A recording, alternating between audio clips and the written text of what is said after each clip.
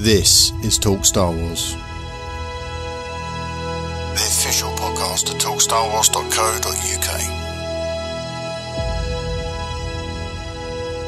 Hello everyone, welcome back to Talk Star Wars. I'm Mark. I'm Stephen. I'm Rob. And I'm Paul. And we're back with episode 78, which has just followed the most amazing Facebook Live session.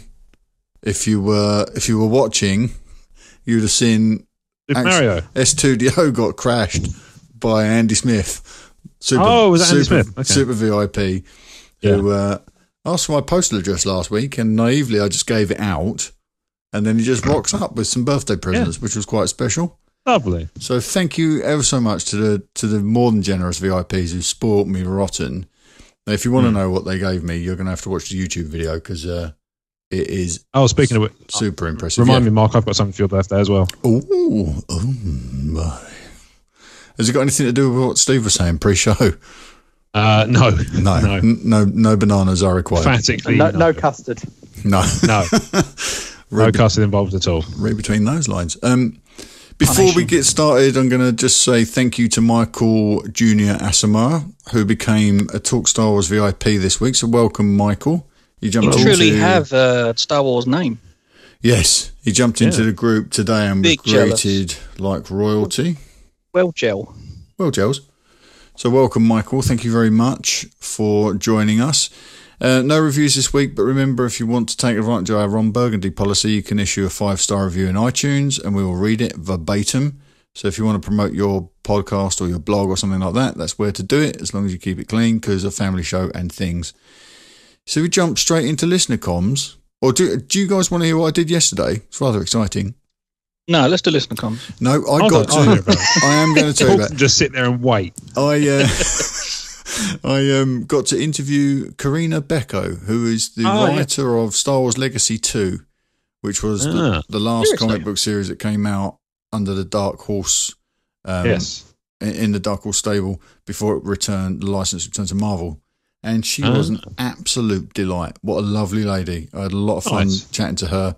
So that goes out, as we're recording, that goes out for the VIPs tomorrow, and we'll hit the main podcast feed this coming Thursday. So if you're just subscribing on iTunes, that's where you'll find it. She's awesome. It's part of TSW Comics, which is a little show that I do that I barely talk about. I keep it on the DL. You never mention it.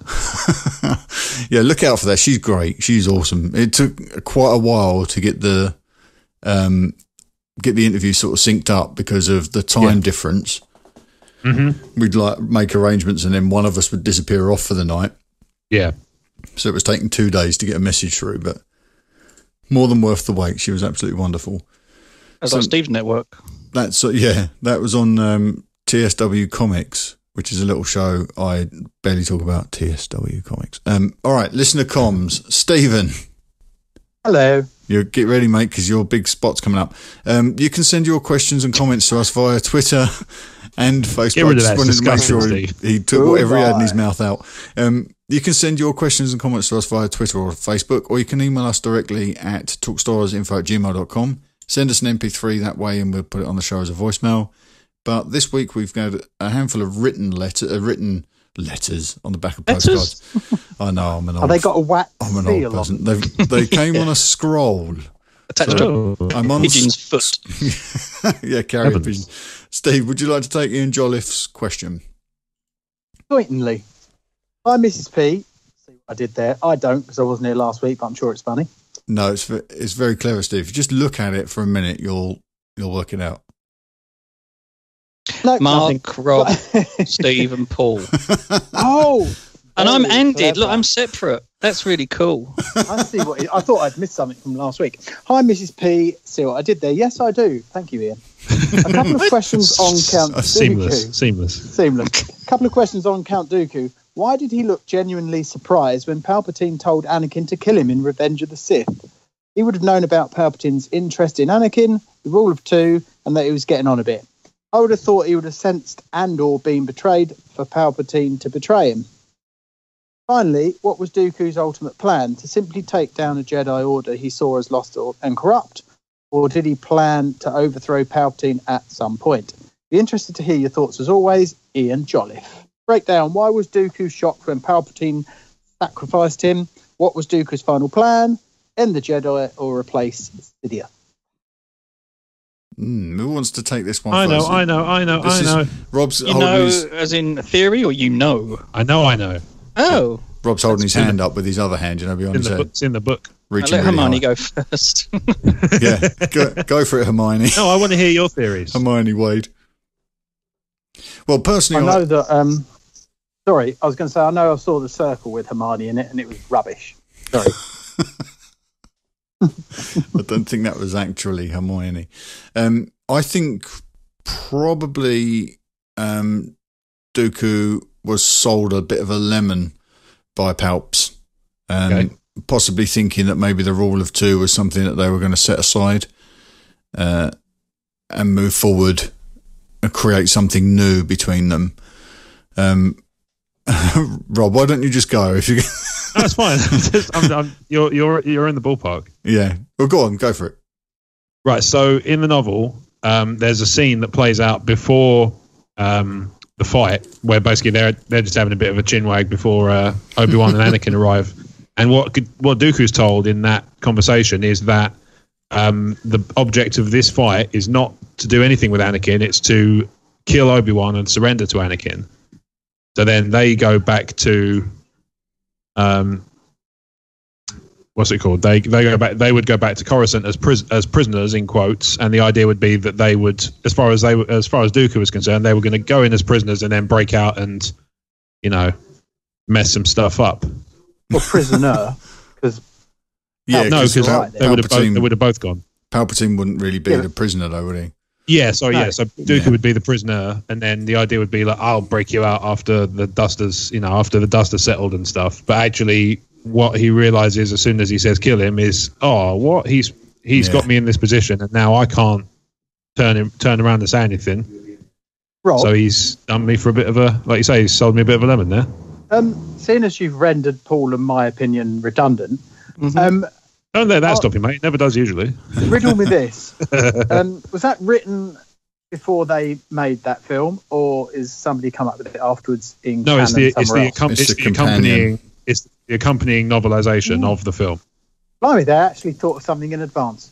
Yeah. So the way that novels are considered in terms of canon is, unless they contradict something in the film, they're canon. So they just expand upon it. Okay. So it's just the conversation that occurs between them is canon in the sense that it happens in the book, but it's left to you to just kind of. Is it fair to imagine. say that Lucas might not have thought of it that way when he wrote it?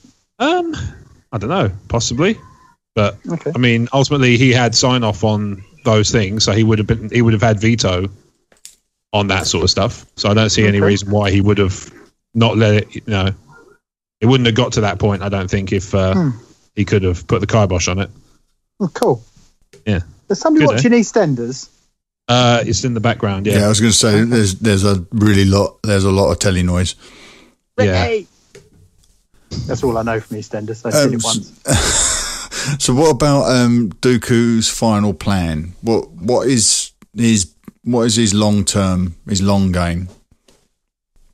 He didn't ever really have the ability to overthrow Palpatine, though, did he? Not that we Not from a power saw point of view. overtly. Yeah. I mean, we saw him sort of courting Obi-Wan on Geonosis, didn't we? The only thing I was going to add was the fact that with Palpatine saying to him, kill him, that whole cold-blooded, instantaneous effort was also a really quick way of let's pump up the dark side part of you. Yeah, for sure. Sort of thing. So he so that's the thing. He realizes as soon as Palpatine says that, this is not what I was. It's not in the least bit what I was sold. And his last thought apparently is treachery really is the way of the Sith. No. But I mean, then if little Johnny came along and he was, looking just as evil, and if Palpatine thought for 1 minute Johnny could take out Anakin, he'd have done the same thing again. It's just like, bring him on. I don't think he has any particular loyalty to the whole rule of two thing. It's just like as long as my next apprentice is more powerful, I don't give him monkeys. Mm. Yeah. I'll happily let them swat themselves away. Mm. What she said. Well, I've been talking about some of this on the Kessel Run this week about what the possible objective of the Ruler 2 might be in new canon.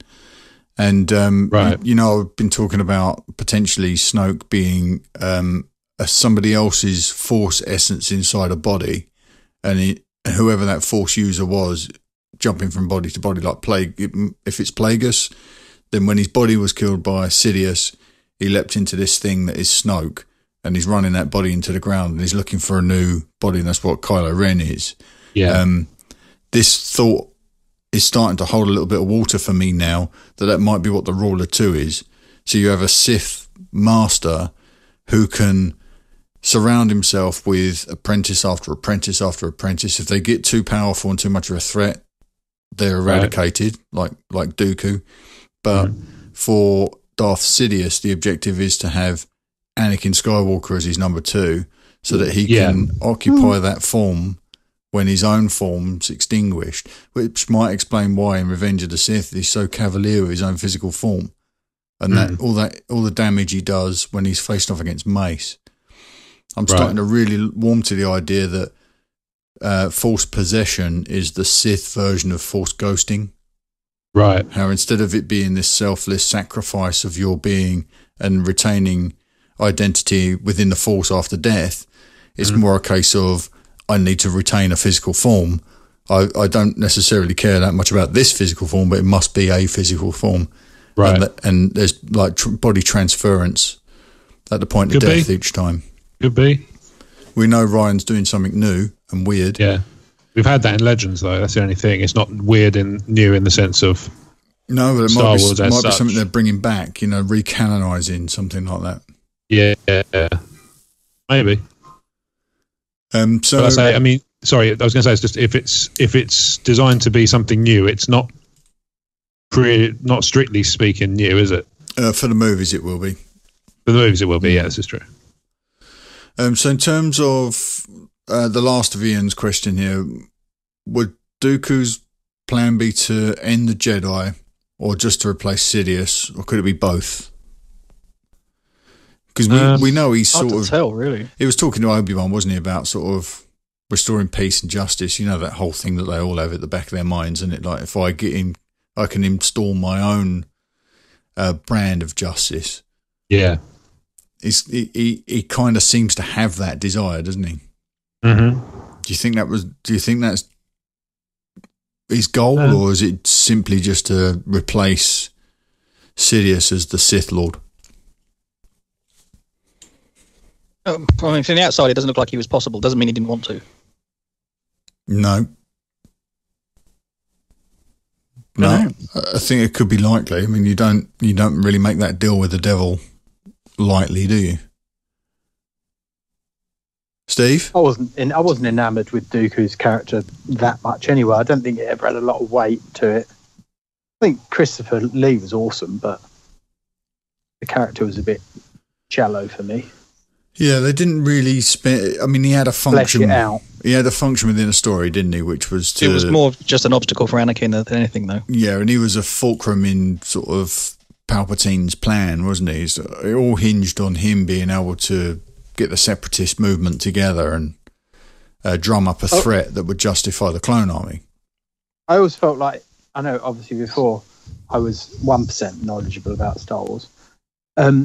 I thought he was like his new kind of Padawan. I know that sounds silly, but I always saw him as like, oh, he's replaced Darth, what's his face? Maul.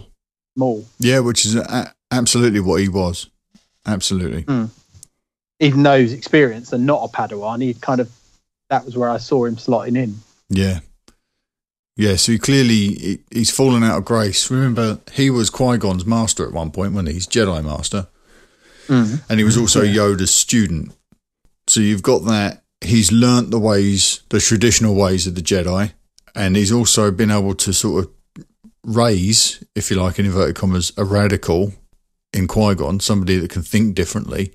So if you read into that, somewhere in the middle there, you get Dooku's story, don't you? He's a Jedi that's fallen out of favour with the traditional Jedi power structure, wanted something new, and then he's become one of the lost 20. So he's he's walked away from the Jedi, and got caught up with the Sith with promises of who knows what. You know, Sidious was very good. Palpatine was very good at dialing back the crazy, wasn't he, to sort of seduce these people. We saw it in play with Anakin in Episode 3. Mm. You see him actually seducing with promises of rational objectives when really all he wanted was unlimited power. So, can you hear my guest host in the background there? Yeah, somebody else wants unlimited power apparently. Or unlimited chicken snaps. That sounds good too. Yeah, it does actually. I've made my stomach rumble. Okay, Ian, I think we've taken the Dooku chat about as far as we can at the moment. Yeah. It might Attack of the Clones might need another rewatch. We still haven't got there yet. What do you mean, mate? Well, in terms of doing our commentary, we should get there. Need to get them done fast. Get to episode 2. Yeah, we've still got we've got Rogue One, and then we're going to go into Jedi, aren't we? So yeah, I missed that. I was gutted.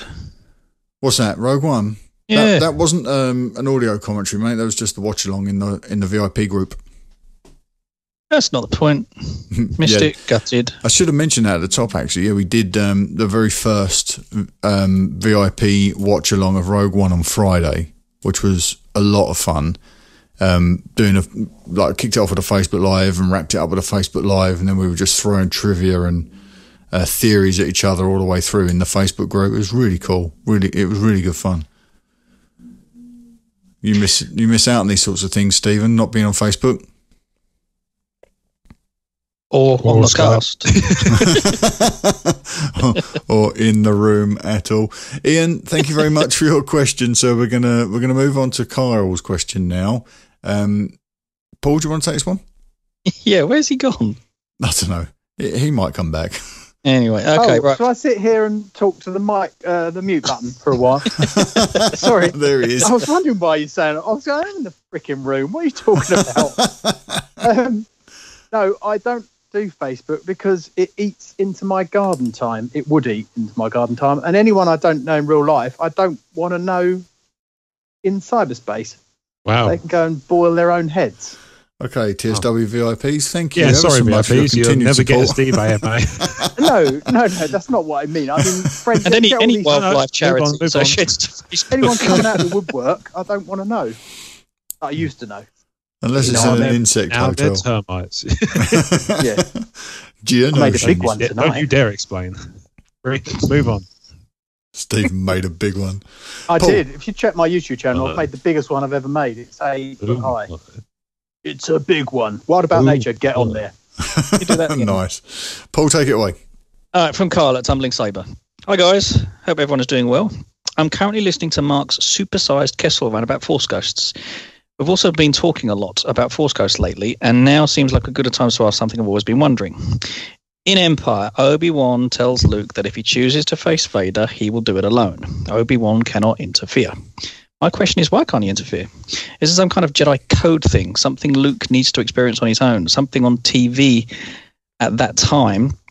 Something on TV that time he's more interested in. It seems to me that if Luke really was the best hope for the galaxy, then Obi-Wan would want to stack the deck in Luke's favour during that confrontation. That's it for now, guys. Have some fun with this, and I can't wait to hear all your takes. Cheers for now, and long live the Commonwealth. Thank you, sir. So, why couldn't Obi-Wan interfere when Luke rushed off to confront Vader? Mark. Interesting. Well, I suspect it's because Obi-Wan knows that Luke, obviously we know fear is the path to the dark side. I think he realises that Luke would end up being cut off from him because he would lean a little bit too much towards the dark side at that point, as in he'll be afraid. And so his connection to the living force, he wouldn't have the experience or the skill to remain in contact with Obi-Wan, because he'll be preoccupied by the fact that he's terrified of the situation that he's in.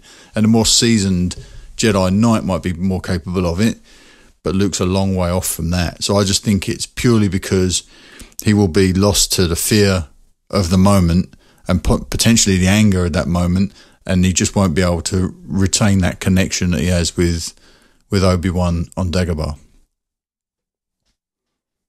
That's way deeper and different directions to what I was thinking.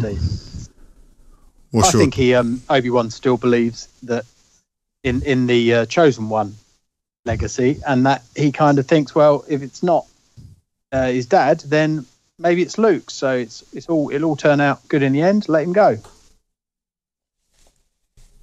And that's why he can't interfere either. Sorry, Mark. And that's why he can't interfere, because he believes that Luke might be the Chosen One. Yeah, his dad's dead. Okay. What? I mean, what? Sorry, just run that logic by me again. He doesn't want to interfere because Luke is the most important. No, I heard you. I don't get it. What I don't understand is Obi-Wan doesn't want to intervene to help the most important person in the galaxy and in the history. He didn't want to intervene. I said he has faith that the prophecy about the Chosen One is still in effect, and that it's all meant to be, and it'll all come good in the end. Oh. Like it did with Anakin. He doesn't believe in Vader anymore. He thought, well, maybe it's his son. That kind of makes sense. Yeah, because I guess in a way, at the end of episode 3, we see Obi-Wan kind of questioning a prophecy that you were supposed to end the Sith. To be the Chosen One. Yeah, you're supposed to destroy the Sith, not join them. So I wonder if he, in his time away, whether or not he's been thinking about that and wondering if, in fact, this baby that he's just saved and hidden on Tatooine, maybe he's the Chosen One. And if he decides to commit himself to that path, Obi-Wan might read that as being, well, this is his Jedi trial.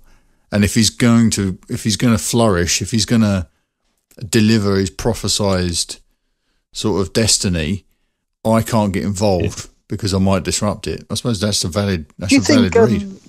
I suppose do you think Force ghosts are like Jelly? Name? Richard, the guy in the one where he dies. Richard Simmons. No. Patrick Swayze. No. Always, I think it's called. Richard Dreyfuss. Richard Dreyfuss. Do you think it's like that, where they skip time, or are they? I mean, what do they do as a Force ghost? Otherwise, it's going to be really bored. Are they only allowed to watch films with the word "ghost"? I've done Ghost. I've done Ghost Ship. Great. But they sailed straight past Ghostbusters. Yeah, Ghostbusters. That's fine. I'll watch that every day. Part 2. Now, I think they're at one with the Force, so they are just part of the greater. So they don't wait for anything. No, I think they're just part of the bigger picture. They're part of the Force. They're around. They're everywhere. They're in everything. And then they're still got bodies in a sense. I mean, I swear I saw Obi-Wan pulling a wedgie out when he sat on that log. That didn't happen. I think we've spoken about this before. The potential is that it's actually the person seeing the ghost that needs to be more capable and more skilled and experienced. I think episode 3 established that as the way it has to work. Yeah, because they can't, if you see Luke in A New Hope, he's only got the voice, and then you get like the wispy sort of Will-o'-the-Wisp version of Obi-Wan in Empire, and then he gets more and more solid as Luke gets more and more powerful. Yeah. If Luke was to go to the dark side, he might lose that connection completely. Because I thought he would, yeah. Yeah. But, it's like the signals are there like radio waves, but unless you can tune the receiver to pick up a solid signal, you're not going to get anything. And that's kind of what Luke's doing. And in a way, that's kind of what Rey does in Force Awakens, right? When she starts picking up Obi-Wan's communication through the Kyber crystal and the Skywalker lightsaber. Yeah. She's just picking stuff up, but she's not strong enough yet to sort of really make sense of it or control it. But Steve, I think your reading of that is kind of valid. I like the idea that maybe Obi-Wan's completely lost over the whole Chosen One thing. Yeah, I think, and also he's going to be more in the know as a Force ghost than he ever was as a Jedi. Isn't he? More in the know? Yeah, I would think so. With the Force. I mean, he spent his time communing with Qui-Gon. Maybe he knows what's going to happen, but can't say it. Well, I don't think they know, it's always in motion, isn't it, the future? So I don't think they know what's going to happen. They just know what the potential is for any given situation. So he knows if Luke goes one step towards the dark side, the wheels are going to come off at some point, this whole thing's going to fall over. That's when they need to call in the reserve, the one that Yoda was talking about in Empire. But yeah, you're right. He's been studying on Tatooine. He's been communing with Qui-Gon. So he's been unlocking the secrets of the Force over that sort of 2 decades that he spent in hiding. So who knows, what his knowledge is now might outweigh everyone that went before him. Now, Rob, let's get your take on this, Rob. I'm kind of with you, to be honest, Mark. I think it's the proximity to the Force strong areas like Dagobah that he won't have, and it's the fact that he'll be preoccupied with fighting and trying to resist the pull of the dark side, which is going to be harder for him because he's not as good. And they do kind of set that up in Empire with Yoda's comment about the tree cave, don't they? When Luke says, "What's in there?" and he says, "Oh, only what you take with you." Yeah, he's kind of saying, if you go in expecting hate and fear, that's what you're going to find. And he goes in armed to the teeth. He puts his blaster on. He's got his lightsaber with him. And so he confronts the Spectre, the worst thing he can imagine, which is Vader. Mm-hmm. So he gets lost in his own subconscious, in his own Force vision. He gets lost to fear. So I think Yoda and Obi-Wan both know that when he goes and faces that in the real world, his chances are slim to none, aren't they, really? It's more luck than judgment that he got out of that entire situation. Yeah. Paul, what's your read? I got 2 pretty valid reasons, to be honest. I'll be the judge of that. I'll be the judge of that. Yeah, no. Well, I think the first one, to be honest, the first thing that jumped out on me is simply a case of self-discovery, self-test, self-discipline, and so on. It's all about him on his path and him being alone on his path into what is he destined to become. So hence he can't get any help from that point of view. Kind of like a Christ parallel, almost like the 40 days. Yeah, if you like, yeah. Yeah, but at the same time it should be an element of self-belief and self-discovery, if that makes sense. So that's why, I mean, on the whole Yoda thing, whatever you take in, you take what you take with you, whatever you can't remember the words you used. But again, it should have just been him and his discovery and stuff. Don't worry about a weapon. Let's, think about your thoughts, your destiny, and so on and so forth. So, and the other one, which everyone's missing, is simply there was no room in the X-wing, so they couldn't go with him, could they? So. I don't think ghosts have that hang-up, personally. Yeah, do you remember when we spoke about why Obi-Wan was only a forced voice, a disembodied voice in A New Hope in the trench run? Because he would look really weird flying along next to the X-Wing. And Luke would do a hard left and fly into the wall. I'm always your wingman, Maverick. I feel the need.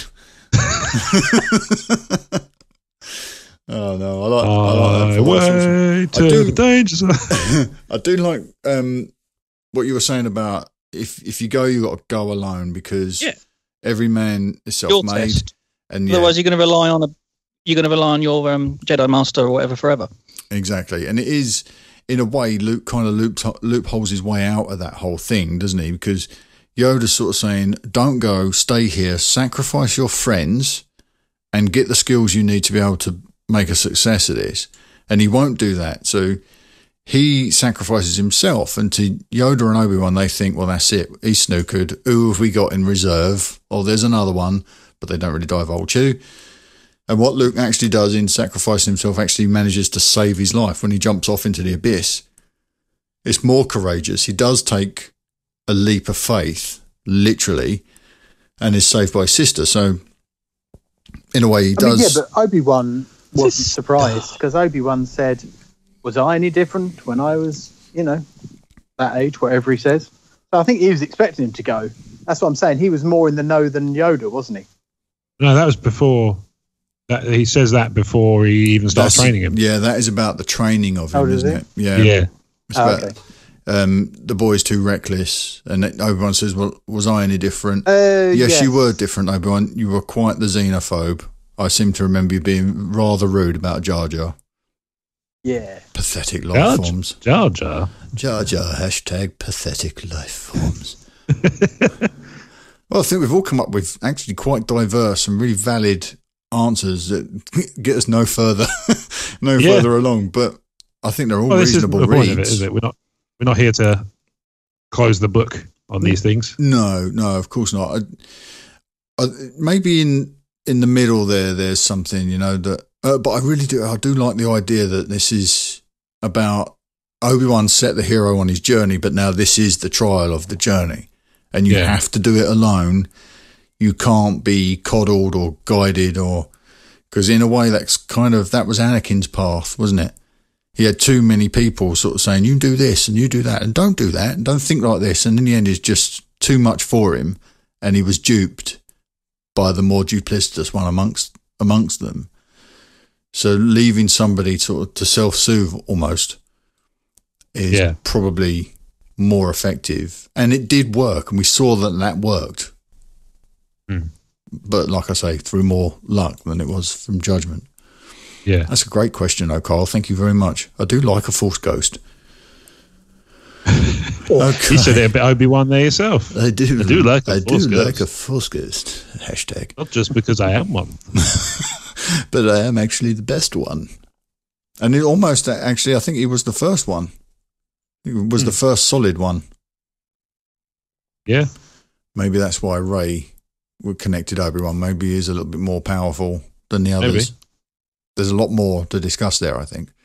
Okay, right, we've got a question from Dave Donovan. Thank you, Kyle. Right, hey lads. We heard Adam Driver say that Rian Johnson has made up some new rules and changes to how we think Star Wars work. Has he maybe broken some rules? Does he mean the characters or in-universe established frameworks us fans all seem to adhere to or even cling to? I personally think Ryan's going to break the no time travel rule in Star Wars. He has previous for the time travel thing with Looper. So what rules changes would you like to see broken in Star Wars, either with characters or in-universe rules?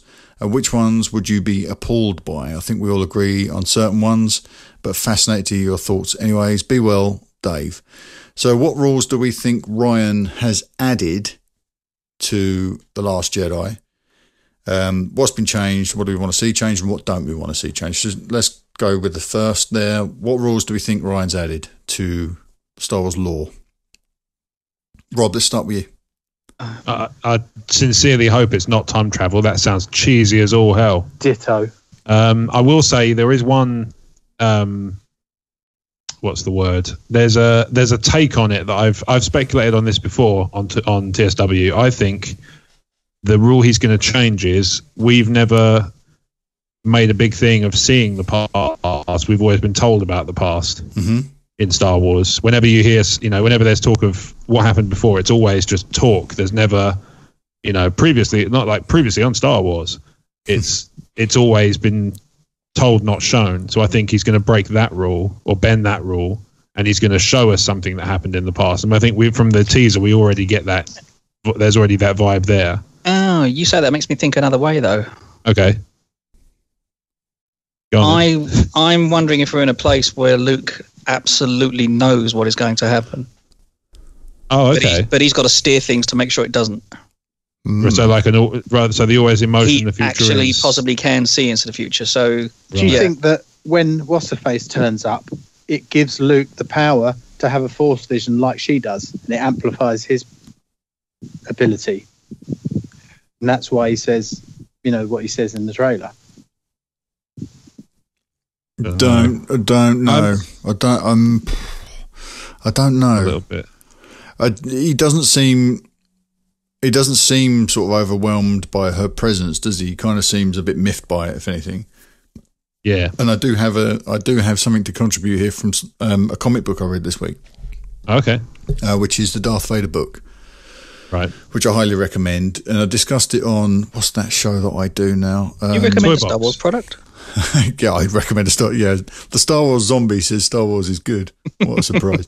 Now, I was reading Darth Vader, and they introduced the concept in the book of something called the Barash Vow. I think it's called the Barash Vow. Well, I've heard Barash before.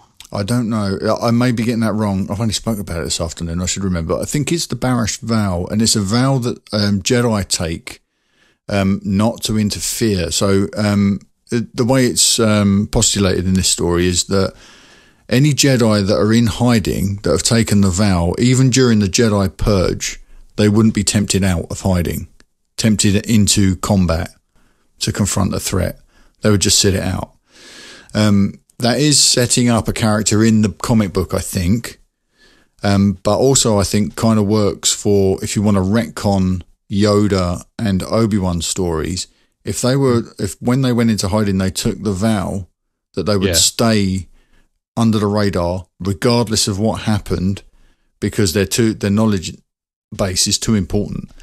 So if you think Yoda and Obi-Wan took the Barish vow and they sat things out until Luke was of age to make a difference, and then Obi-Wan ended his vow and took the hero off to start his journey.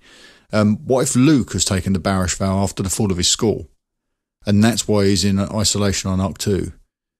It makes sense. He's taken a vow of non-interference. Yeah. And that might be the rule, one of the rules that Ryan is adding. And we know that Ryan has had an impact on stories before because he had an impact on Bloodline with Claudia Gray. He managed to contribute a couple of elements to that, which was the assassination attempt on Leia's life. So that could be a rule that they introduce, and that could have ramifications back through canon in the form of a retcon for those other characters.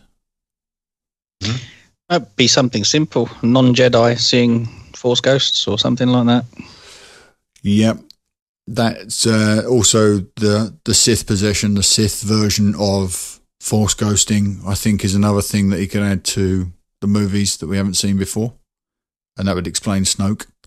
Yeah. I kind of really like that. I really like that idea. Wouldn't that have already been written in, though? Snoke's before Rian Johnson. Yeah, possibly. But remember, these guys were all in the same place at the same time at one point, weren't they? Ryan asked JJ to make changes to his story, so it might have been something that, like Rob's already said, that ability exists in Legends now. So it might have been brought up at like very early meetings. Like Michael Arndt might have said, well, this is something that comes from Legends that we're going to use again, and Snoke is just a vessel for the Force presence of a Sith Lord, and he's going to jump bodies, and that's what Kylo is. He's the next form that this thing's going to take, and could be that. As long as there's no time travel, because that will be ridiculous. We need to move the story forward, not. Well, that qualifies. I think we can all agree that should be something that they don't touch, right? Depends. Unless they do it the way you're talking. If you're doing it purely for the process of seeing, and not moving, but understanding and knowing, there's still time travel. But it's you can tell people I've seen this and it's going to happen. Trust me, unless A happens. Now, technically, I know the timelines that could be the reality of any timeline anyway, because we can make assumptions on what we believe might happen.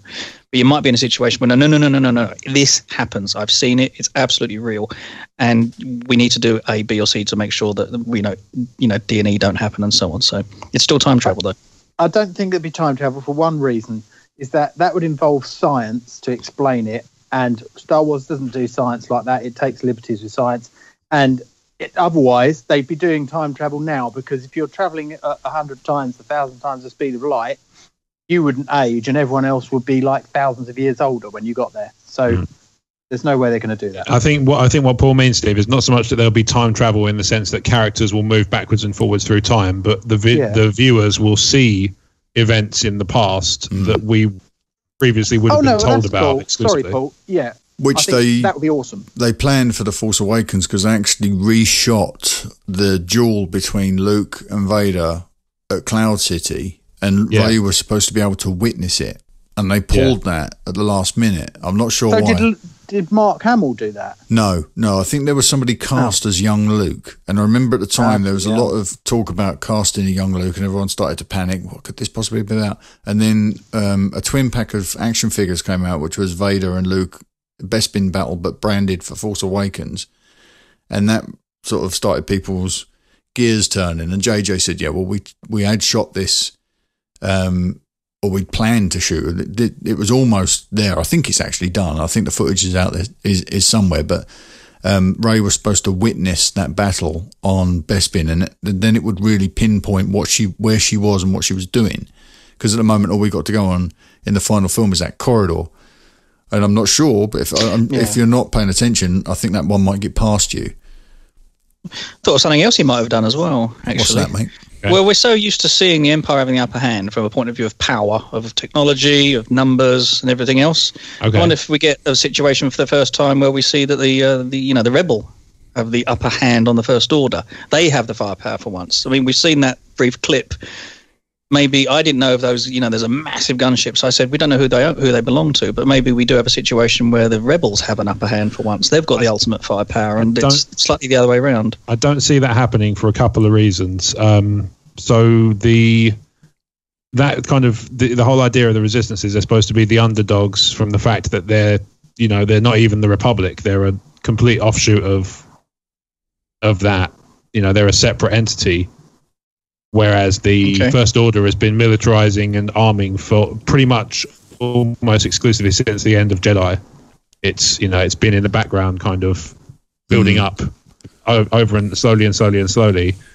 Plus, I mean, Starkiller Base is a testament to how much resources they have at their disposal, whereas the Resistance were struggling to get but they lost it, together. And who knows what that can do demoralizing to a situation. So just saying, you might have a situation. I mean, the galaxy's a big place. It could be one war where they're like, hang on a minute, there's a lot more of them than us for once. It might just be interesting to see a battle from that perspective. I'll tell you what they are doing. Sorry, Rob. Was actually one thing that is possible, and it kind of ties into what Paul was saying, is that for the first time, you'll basically see a 2-on-1. You'll see the Republic and the Resistance join up to take on the common enemy, which they haven't had before. Oh, did you do in Pibble's front? No, you've opened a can of worms there, Rob. Because is it the Yushong Vong that they're a race from beyond, like from outside the Star Wars galaxy, right? A race of invaders. They were from the unknown, right? So unknown regions. Yeah, so they so spoilers for the New Jedi Order. You've had ages. The Yuuzhan Vong were believed to have come from outside the galaxy, but actually they come from the unknown regions, from a world called Zanama Sekot, which was a living world. And I forget how it ends. And this is I forget how the origin story ends. This is now where Snoke is from, right? That's the working theory at the moment. That he's from the unknown. Working theory is from unknown. It's called Wild Space now, I think. And the Emperor had, I think this in the Aftermath series, the Emperor had set up sort of observation platforms, and Jakku he's convinced there's something coming from Wild Space. So you could be onto something there. What if this trilogy ends with a massive invasion and it puts the First Order and the Resistance on the same side? Oh, I was thinking more the Resistance and the Republic, but yeah, that's also a possibility. Yeah. I mean that is a possibility. Paul, just to your point, you mentioned you weren't sure who those ships belong to in the trailer. You're going to tell me you know them now. They are the Resistance. They're Resistance bombers. Those big ships with the little bubble gum turrets on. They are Resistance bombers. One thing they are doing in this movie is they're putting the First Order and the Resistance have bases on the same planet. Okay, and that's where that battle is on Crate. There's going to be a Resistance base and a First Order base on the same planet. Okay, so that'll be an odd thing. Yeah.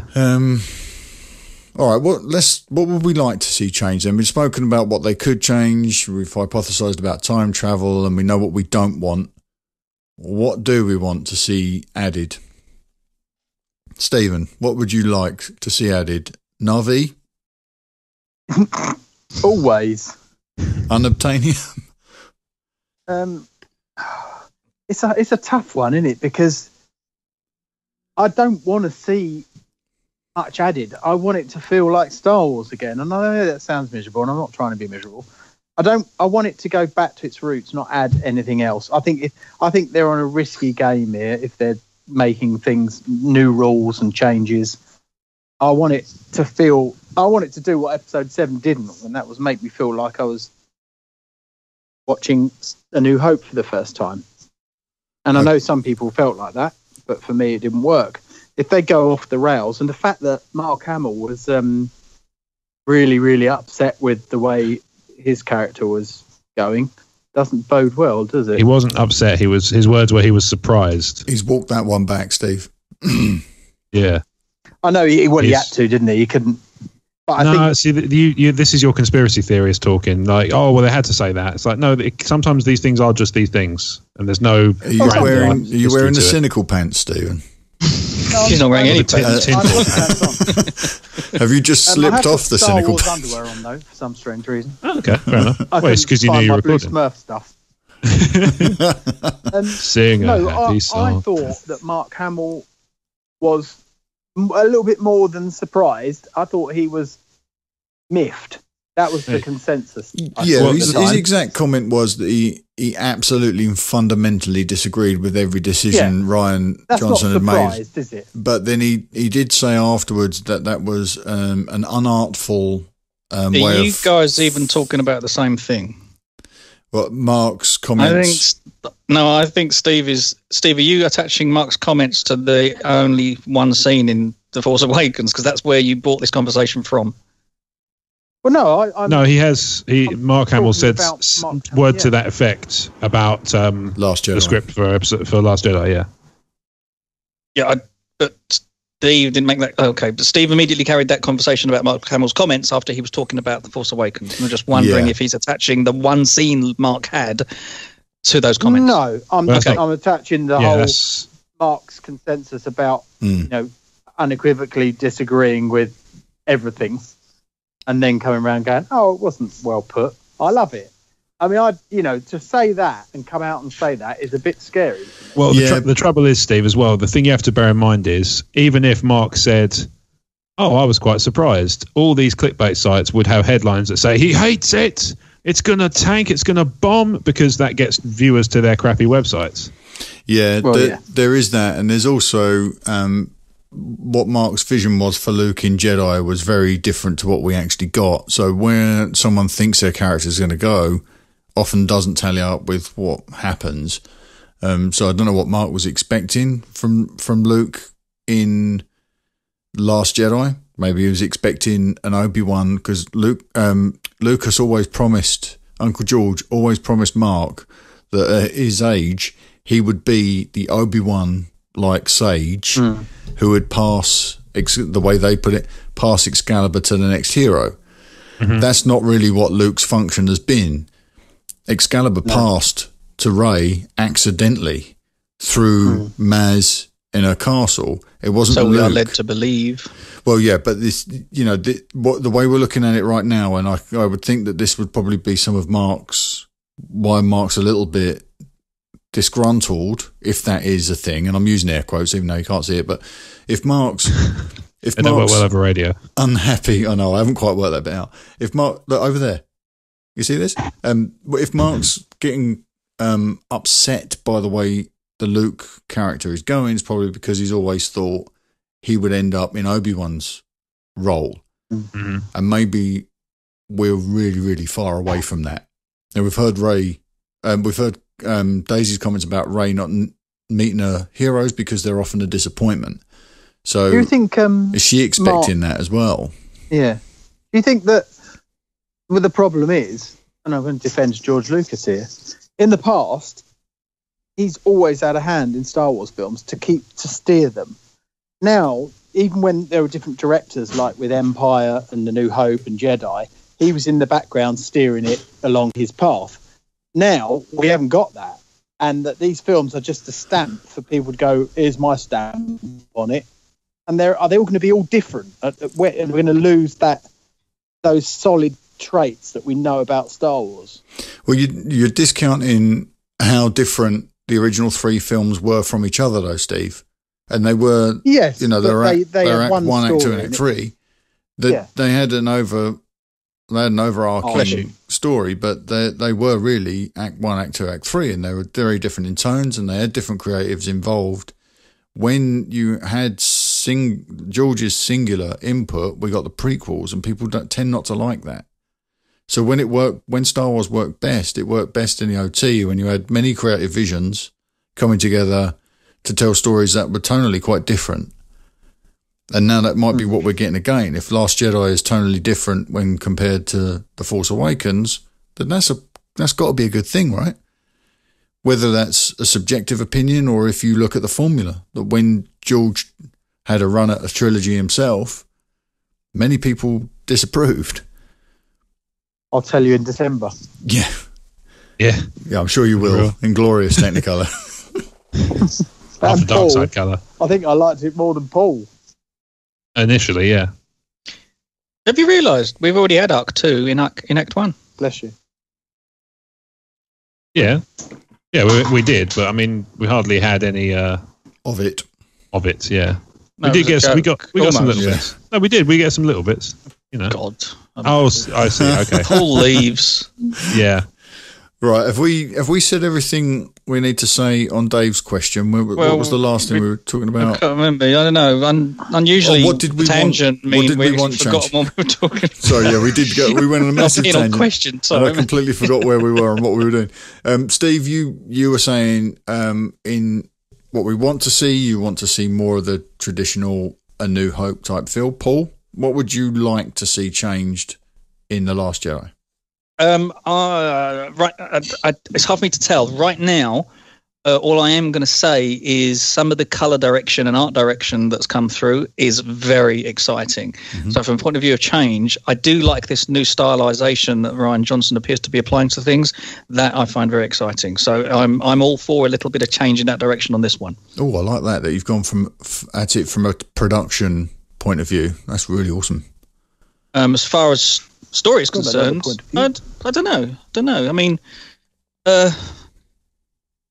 I don't know. I'd steer a little bit away from what you did in TFA. That's all I'm suggesting. Let's give it. I mean, we've already been told you might find it's a little bit more Empire-ish, and it's like, well, of course it's going to be because it's a 3-act situation. So you're expecting that to a reasonable degree anyway. I just don't make it too much so. But from my point of view, I just want to see. Let's go a little more colourful. Let's be a little bit more left field with it. As long as the story has still got a good Star Wars route, I think we're going to be on a winner. Nice. I should have been clear, Mark, when I said mine. I don't want the story to be the same. I'm like Paul. I want it to go left field, but I want it to feel like it's Star Wars. Oh, yeah. Which is tricky. That's a bit of a fence to walk on, but that's why they get paid trillions.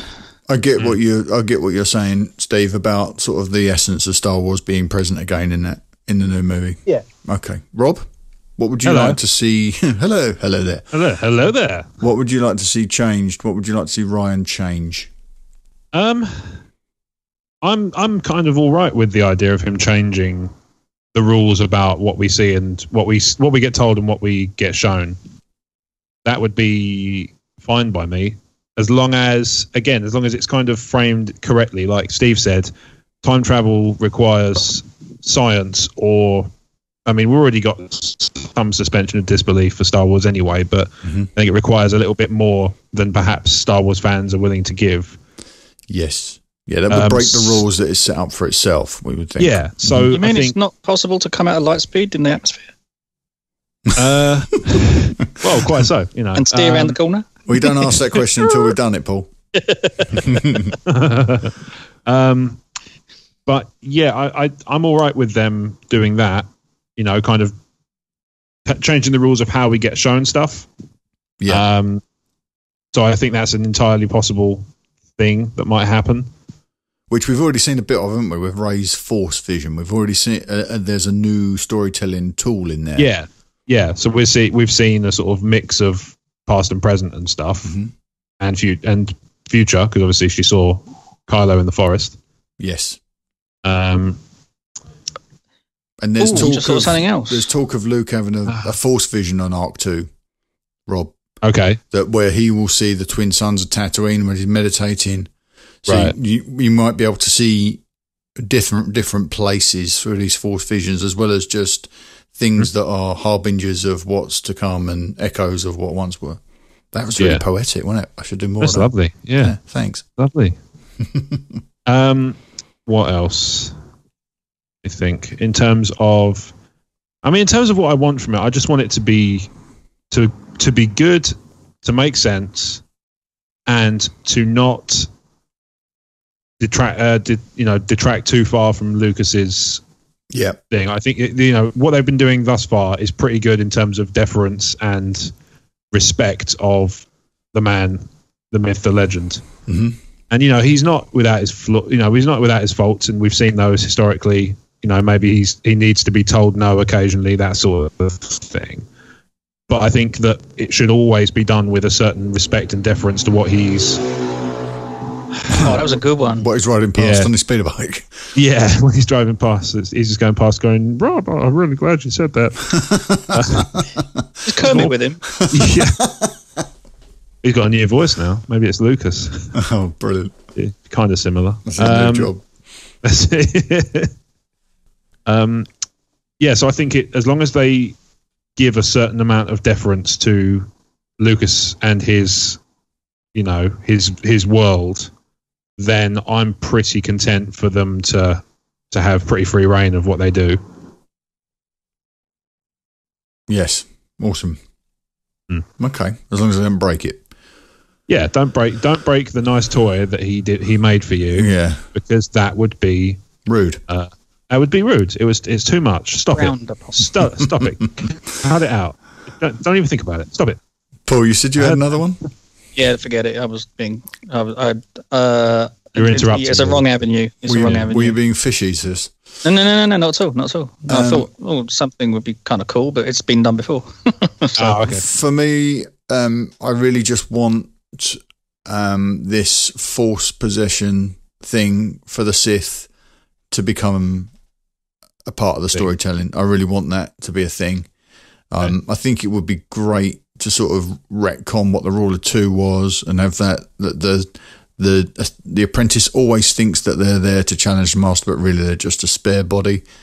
I would love it if they did something really dramatic like that and just recontextualize everything we've known through 6 or 7 films. Yeah, through that one lens of this is what the Sith are really all about. It's one person prolonging their life. Go for it. Luke is going to say, Qui-Gon was wrong. Midichlorians has got nothing to do with it. Oh, do you think they're retcon midichlorians out? That would be the opposite of what I just described. Yeah, it would be, wouldn't it? It's the anti-Rob theory. Anti-Rob, anti-jokes. Right. Thank you, Dave. It was just a lady shave painted silver. Well, that is the truth. And it was all a dream. There's a foot spa on the wall too. Yeah, we saw it. The midichlorian counter. We saw it. It was a lady shave painted silver. No, that was his communicator. Yeah. Oh, whatever. Right, Dave, thank you ever so much for that. Thanks to everyone that sent in questions and comments this week. Ads, I got yours just before we started recording, so I'll put that on next week's show notes. We are now going to run off to our break. Paul, do you think you'll be with us when we come back? Because I know you need to dart out, don't you? Do you want to sign off now? I will be able to do Connors, and that's about it, probably. Okay, cool. All right, well, we're going to have a quick break, and then when we come back, we will sneak back into Connor's Corner. We'll be right back. If you'd like to support what we do here at Talk Star Wars, you can do so by becoming a TSW sponsor. For as little as £1 per month, given securely via PayPal, you'll help us keep the lights on here at Talk Star Wars. When you become a TSW sponsor, we will automatically make you a TSW VIP. As a VIP, you'll get access to an exclusive stream of content that provides you with a daily podcast called the TSW Kessel Run, membership to the TSW VIP Facebook group, priority releases of shows such as the TSW Toy Box and TSW Comics. You'll also get priority access to the TSW Feature Com series and weekly Facebook Live and AMA sessions. There are also newsletters and a monthly prize draw. Head to talkstarwars.co.uk/support and become a TSW sponsor today, and the Force will be with you always. And we're back. So you've just heard about how you can become a TSW sponsor by going to talkstarwars.co.uk/support. I'm in a little bit of a rush because Paul's got the dash. So as is customary, it's time for Connor's Corner featuring Leo. So Connor writes thusly, and back to normal speed. Good day to you, my friends. Now I'm all caught up on my TSW backlog, which was a marathon listening event all on one day. A veritable feast of audio excellence as per usual. Last week's question was answered just the way I'd hope you would. I definitely don't sit with a checklist of trailer moments that would be stupid. I make Leo do that. Joke. Yeah, right. Yeah, like it's a joke, mate. We see right through that. So this is a little thing that has evolved from what you find gents do each and every week on the podcast. You ask us, your listeners, if you don't want to hear potential spoilers for the upcoming Episode 8 and Han Solo film, to switch off.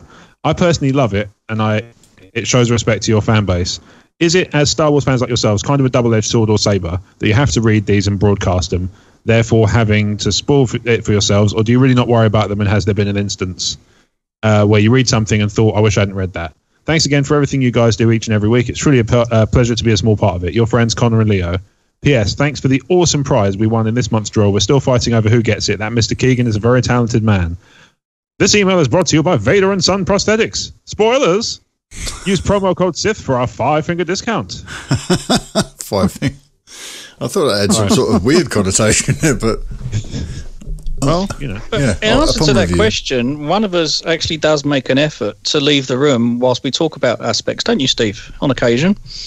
He will block his ears up, and he will actually vacate the podcast for 10 minutes while the rest of us actually realise, there weren't spoilers, but we pretend that they were really big when Steve comes back. And those of you that thought... We like to feel more important than Steve. And those of you who thought that Paul said Steve is sometimes vacant on the podcast, you can feel forgiven for reading that. Even when he's here too. Yeah. Steve, you were going to say something? Troy didn't slip. Well, I was, but it might be vacuous. No, I don't. Never let that stop you before, Steve. I don't expect that to be any different. Yeah, but I act like, well, look, it's the truth. I'm no expert, but when I say something poignant, people go, oh my God. We do acknowledge it. Right, so there you go. It's better to be a and then say something. You can't say that, Steve. Why not? Because that is just even flat out rude. Yeah, it's a word. Almighty. Answers on a postcard. If you can guess what Steve said under the blanket of beeps, let us know. Anyway, I think yes, Steve, we do credit you twice a day, and that's me. Yeah, we do make a point of crediting you when we think you've come up with something cool. So don't worry about that. It's not my forte, is it? If it was about insects, I'd be all over it. Ask my sister. Mother. So. Yes. Rob, do you want to go back to that break? I'll go back to Vader. Right, I'm not like Mark. I don't enjoy spoilers. Talking about things until I get there and I go, oh, I know all this, and I don't want to introspect. I don't want to dissect stuff while I'm watching it. I like to go in and lose myself.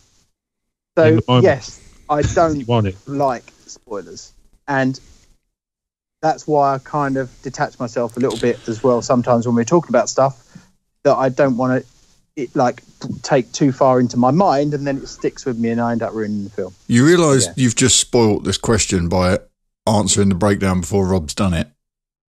So you are a spoiler in this whole thing. Yeah, You're just awful, Steve. I'm sorry. All right, anyway. Rob, the breakdown. The breakdown. You've put soiled something. Are we worried about? So first part is spoiler too. Are we worried about spoilers? Can you think of something you've read that you wish you hadn't because it soiled something?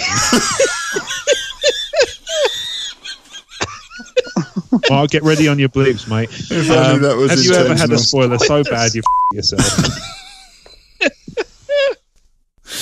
Have you ever soiled yourself from spoilers? No spoilers. Sometimes typos are the greatest gift you'll ever get, aren't they? Yeah. Keep on giving. I'm going to leave that in the version of these notes that I published too. Yeah. Anyway, so do we care about spoilers? I'm going to go first so that you can all have a free run at this. I don't care about spoilers. I'm going to just keep talking until Paul has to leave. Going now. No, go on, Paul. No, I'm not a fan of them, actually. I settle for trailers. The one thing that bothers me, I don't even like reading, even though I'm very interested in the soundtrack, I don't like looking at the names necessarily on the back of the case and sleeve and things prior to the movie and so on, just in case you see mistakes. Mm-hmm. No, I'm not. Funeral. I've only seen the Star Wars trailer once. For episode 8. Yeah, Han's death kind of gave it away when on TFA. And that's kind of becoming grey, and that's how I like it. All right, there you go. There were some weird sentences in there. Indeed, yeah, no argument there. So, Paul, you don't like spoilers, but there are two types of spoiler, right? Well, technically, a trailer is. It's giving you indication of what may be coming. So, well, not always. Yeah, we've had this in the past. Yeah. Some of this stuff, Rogue One. Some of this stuff is still, when we deal with it, it's all still speculative because even that stuff in the trailer is still out of context. Unless we say there are ships flying across a white surface and they're throwing up red dust. If that counts as a spoiler, we know that that's right, but we don't know what the intention of that information is. So there are two types of spoiler. There are the things we talk about when we're speculating, and a lot of these news articles that we're going to cover this evening, we don't know. Well, I wouldn't categorise them as spoilers. They're not to me, really, a spoiler is a factual item that you told about the movie up front, and I'm not a fan of those. So the day after we see the film and we discuss it on the show, we'll give a spoiler warning. We give the same spoiler warning as we'll give before these news items, but the fact is they're different types of spoilers. What we're warning about every week is that we're going to talk about some stuff that could lead somewhere, and then you might have something spoil if you know about the descriptions of the wardrobe that we're going to talk about this evening. But when we've seen the film, that's different. All bets are off. We know stuff then. We'll be talking about empirical fact. And that, if you haven't seen the film, that would be the worst kind of spoiler. Plus, I mean, there's a marked difference to me between a spoiler of an outfit that will appear in the film and the plot of the movie. There's a huge, huge difference there. Yeah, no one says... I make that distinction consciously. No one says, I really wish I didn't know what Han's jacket looks like. No one worries about that stuff, doesn't he? Yeah. Oh, he's got that haircut. Oh, ruin the movie. He's got sideburns. Who'd have thunked it? Yeah. Yeah, but then actually, like, the end of Empire, if you spoilt that at the height of its power... Yeah, it's kind of unforgivable. Like it's the Simpsons joke, isn't it? It is. He walks past the queue. It is, yeah. Waiting to see the movie, he says that, you know. It is. Who would have thought that Darth Vader was Luke Skywalker's father? And they're all like, what? Yeah, fortunately, that won't be a spoiler to anyone listening, will it? No, well, you've had ages, to be fair. Yeah. When it comes to this stuff, when it comes to discuss it on Connor's terms, the sort of things that we read and report on every week, that doesn't worry me at all. And most of the time, in both examples in recent years, The Force Awakens and Rogue One, I've known plenty of stuff going in that I've forgotten about the minute that the lights go down and the film starts. I'm not analysing the film based on what I know going in. I'm just accepting that journey from start to finish. And only afterwards, and I did this recently with Spider-Man Homecoming, only afterwards did I stop to sort of analyse it and think, oh, look, well, that is different. Or that's not what I expected based on the trailers. I don't sit there and weigh things up as it goes based on what we've done on the run-up to it. And we've been doing this a good long while now, and that doesn't faze me at all. Cool. Steve? Steve. Well, I kind of said my piece, but I do agree with you about the trailers. In what respect? Sorry. Well, in that they're not really spoilers because they're out of context. And also designed to throw you. They're not designed as spoilers. It's the kind of stuff that, you know, when somebody puts a drone up and then they take a video of the lot and it shows something they never wanted you to see, stuff like that. That's the kind of stuff I don't like. Or when a script gets stolen, that sort of stuff. I'm not too worried about trailers, but I have said, and I stick by it, that I do only watch them once or twice because otherwise you can figure it out. And that's what we do, isn't it? We sit here and figure out stuff, what we think. As best we can, happen. Yeah, sure. But the best thing is when that is completely wrong. I don't want to be right. I think speculating is far more fun than being right. Oh my. Yeah, I don't mind. Speculator is Steve. I've said a lot about I don't mind being wrong because if it can surprise me, I'm fine with that. But I say quite a lot generally, nobody's a happier man than me when I'm wrong about something I've predicted. Yeah. Because it means I've been surprised. Yeah, and if Mark, they deliver something better. Sorry. And create a chart from the 78 episodes, all the things we speculated and how many were right and who got them right. That would be a brilliant chart. Yeah, I'll get straight on that, Steve. Yeah, do it for next week. Yeah. Next week. 140, 150 hours of, just get on it. Consider it done. Plus, we might have speculated after Darkseid as well. We got, Jeremy recently went back. Yeah, there's a lot of mileage out there. Jeremy went back and he started listening from episode 1, and he was saying that there's a load of stuff that we nailed, but equally there's a bunch of stuff we went wide on. Yeah, and of course, 1 week you're basing your understanding on a rumor. Against different criteria to what might be available the week after. And then a month later, there was a point where we thought Rey was called Kira. But as time moves on, you get more information to work with. And, some things, we nail straight away, like that guy in the woods with the lightsaber, that's got to be Han and Leia's son. We nailed that straight out the gate. Yeah. But other things, Snoke is Plagueis, even though these things seem to make sense at face value. Well, he still could be. He still could be, and I think he will be under the Sith possession rule. But sounds like the offside rule. Paul, have you actually left us? That's a big yes. Gotta go, love, gone. Yep, but you're still on the call. I don't know why that is. I don't think he hung up. Paul, you there? No. Okay. Yes. Apparently not. No. Okay. I just wanted to say that I think Rob's right about absolutely everything, and I pale in comparison to his awesomeness. Are you reading? That's very kind of you, Paul. Are you reading? I'm reading a prepared statement from Paul. Oh yeah. He said, Rob, I spoke to my cousin who's a GP, and he said about your problem, he can only heal the sick, not raise the dead. Oh, okay. That seems reasonable as a doctor. Okay. There you go. That's a terrible. I've seen the documentary The Walking Dead, and nobody's able to do anything there either. Rob, is there anything you want to add to this beyond that you're happy to sometimes be wrong about these things?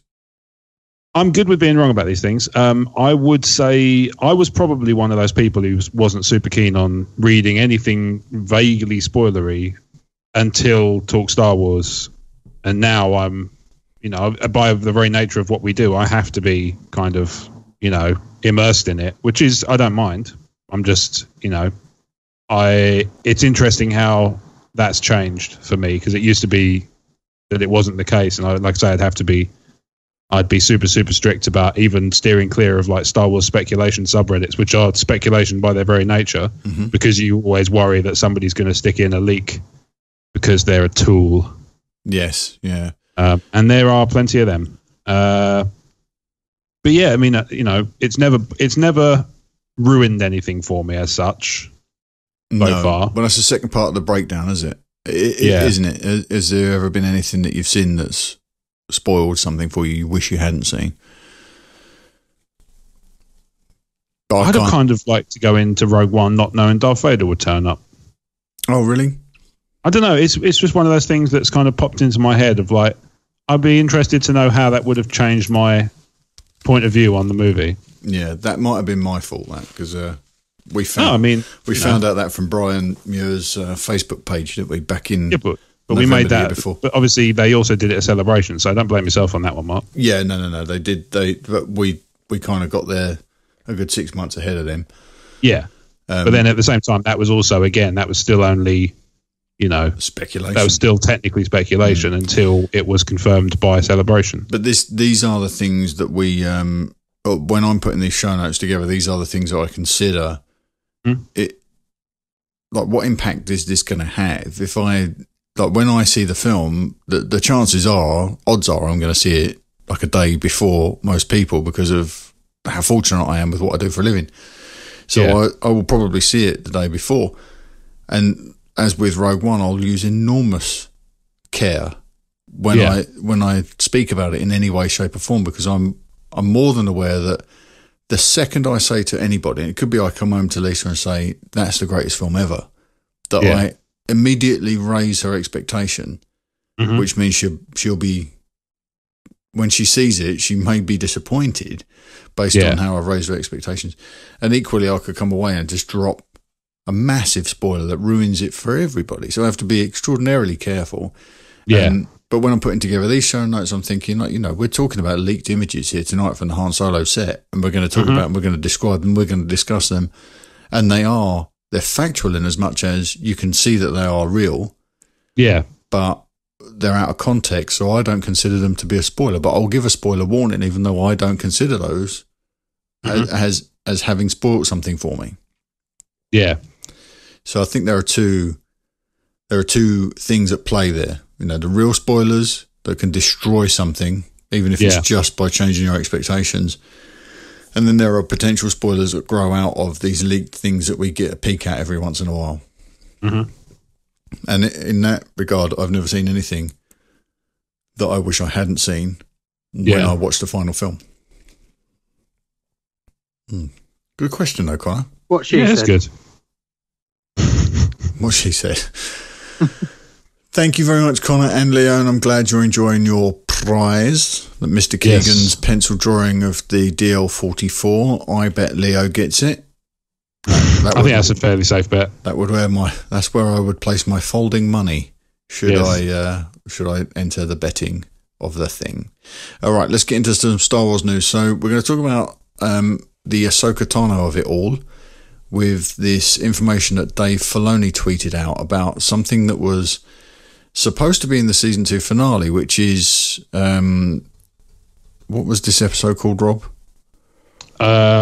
Forces of Destiny? No, something Apprentice. Oh man! Twilight of the Apprentice. Thank you, Twilight of the Apprentice.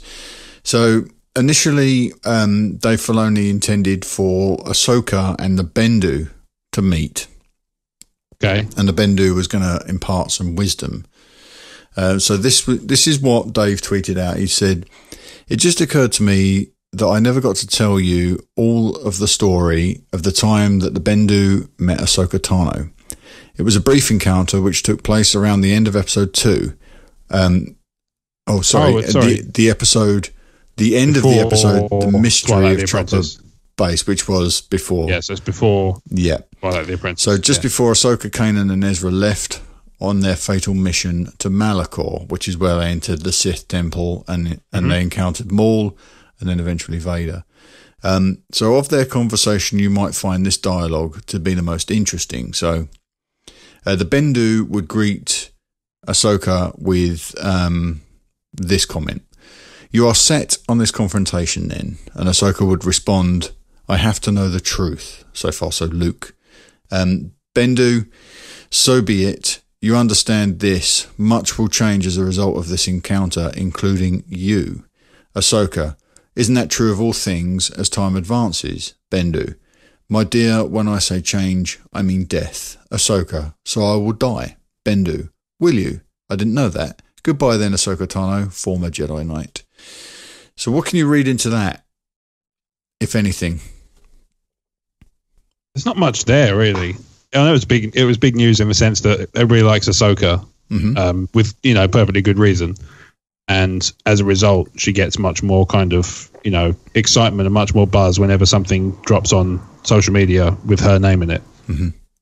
I don't know if there's anything there really. It sort of says that she thinks she's going to die. And that's not necessarily, it's not necessarily as clear cut as that, but it's clearly something about her, either her character or her physicality is going to change. Yes, exactly. Yeah. That's what I took from it. Okay.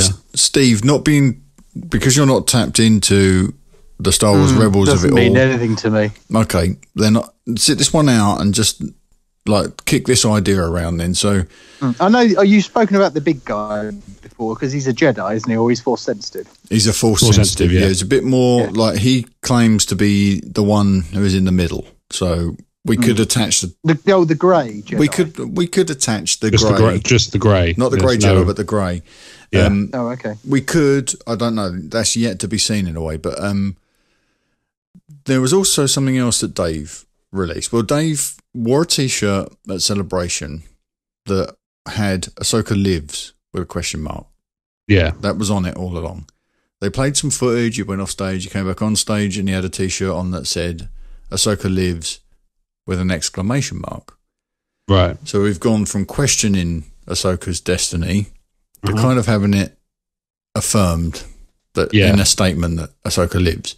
Then there was a lot of talk about a wolf with similar markings to Ahsoka's Togruta markings, and people started to speculate that Ahsoka was going to come back as the Wolf. Yeah. Now, if you remember Twilight of the Apprentice, when it ended, there was a convoy in the Sith temple that flew out, I think as the heroes were leaving, as they were bugging out. The convoy flew out over the top of the temple. Right. Now, Dave recently released a piece of artwork that showed Ahsoka with the wolf and a convoy. And there were some annotations on there that said Ahsoka is not the wolf. But he didn't state Ahsoka is not the convoy. Right. Now, if we go back to, if you think about what I've been talking about the Sith version of Force ghosting could be Force possession, and the Sith essence moving instead of becoming a blue ghost. Well, I think I know where you're going with this. Being part of the ethereal sort of living force. If the Sith can move from body to body, use the midichlorians to pass their Sith form from one force sensitive body to another, and we know the convoy are force sensitive. Presumably they have midichlorian counts. Why couldn't Ahsoka's essence transfer from a Togruta body when she died to the convoy? And Dave's very clear she wasn't the wolf, but he never detailed whether or not she was the convoy, and that was included in that image. So if we go back to this exchange between the Bendu and Ahsoka, so you're set on this confrontation, then she's going to face Vader. Yeah. She says, I have to know the truth. So she has suspicions the way Luke has suspicions about whether or not Anakin can be saved. Bendu, so be it. You understand that much will change as a result of this encounter, including you. Ahsoka, isn't that true of everything as time advances? My dear, when I say change, I mean death. Right. So I will die. Will you? I didn't know that. Goodbye then. So, yeah, there is death involved. Death of the physical form. Ahsoka thinks that means the end of everything, and the Bendu's saying it's really not. That's still open. He could be talking about her transferring her identity, her personality into the living force and becoming a blue ghost. But I think that Rebels is helping sow the seeds for the concept of the force essence being able to move between forms. But if it's a Sith power, surely that means she has to have picked it up from the Sith by definition, right? This is the other thing that I find fascinating about Ahsoka and what she means for the Grey and what that might signify for Luke. Because Ahsoka isn't a Jedi and she isn't a Sith, and she's somewhere in the middle. When she restores the bled lightsabers that she takes from the Sith Inquisitor in the Ahsoka novel, she achieves something. The white bladed lightsabers. Yeah. She's not aligned. That kind of indicates to me, and this is all just speculation, she's no longer aligned with the Jedi. Sure. But she hasn't fallen like Dooku and aligned herself with the Sith. She has more in common at this point, to my mind, with the Bendu as somebody that's just going to remain neutral, almost like the Jedi we spoke about earlier, taking the Barish vow. Somebody that's not going to be provoked to take a stand on something. Yeah. And I wonder whether or not, if you get to that position, whether you find a way to unlock some abilities from both. You know, we speculated that before Luke did a bit of this. He still had compassion, but the thing that led him to Vader was a dark side sort of motivation. The Jedi were told to use the Force for knowledge and defense, and he used it to attack. Yeah. But ultimately, it's the compassion, almost like a Jedi-like trait, even though, we've only heard Anakin sort of assign compassion to Jedis as a trait, as a quality. Yeah. He uses that. He uses both light and dark side, in my estimation, in Jedi. Ahsoka could be like a really condensed version of that. Okay. And I think that she is being told here by the Bendu that, your physical form will die, but you'll survive. Yeah, I mean, the the thing about we always talk about the thing about the Force is nobody truly dies, and death is not the obstacle that it would be in any other cinematic franchise. So I think that's definitely a possibility. I find the whole, again, it's all a bit teenage fantasy, isn't it? Like she comes back as a bird or she comes back as a wolf, and it's all a bit Twilighty and Harry Pottery. And well, this is a cartoon where the Sith Inquisitors used their lightsabers as helicopters, so don't remind me. It's a little bit too on the nose. But you imagine, oh dear, really? Yeah, really, yeah. It's awful. It's as bad as it sounds. Now, if you scale, this might come across as a bit of a Harlequin romance. Yes, she gets lost inside another form, but if you scale this up to the film or the films, and we start to learn that some of these things that are in extended canon now in the connected materials is going to be seen on screen. Luke may have taken the Barish vow. That's why he's sitting things out on Arc 2. Snoke may have used this ability that we're learning about now to transfer his essence from body to body to body over the years, and Kylo's his next goal, and if Kylo fails him, he's always going to have Rey. It becomes a very appealing aspect of Star Wars to me. Here's a question, though. Would you be happy in that situation if they said, if Luke delivered like a line that said, I took a vow, and he never used the word Barish vow, would you be content with that? I think so, yeah. Okay, so the reason I ask is because one of the things we've been saying is really good in the last few shows is that they haven't been overloading the films with stuff that you have to have read the connected materials to fully understand in the slightest. Yeah, I absolutely don't want that. I don't want, like Steve, I want you to be able to enjoy The Last Jedi without a reading list. Yeah, it shouldn't be required reading, definitely. but it should be something that if you do go into the comic books or you do listen to an audio book or two, it enhances your experience. Little nods that people don't see if they don't know about it. Yeah, exactly. And I do wonder whether this thing that sort of I've been kicking around now for a while about the transference between the Force entity and other bodies, midichlorian strong bodies, whether that requires too much exposition to work in a film. Possibly. This is why I worry. Or if it's something that Luke could just divulge to Rey, or she could pick up about Snoke in a Force vision or something. They can find some artful and expedient way of telling us.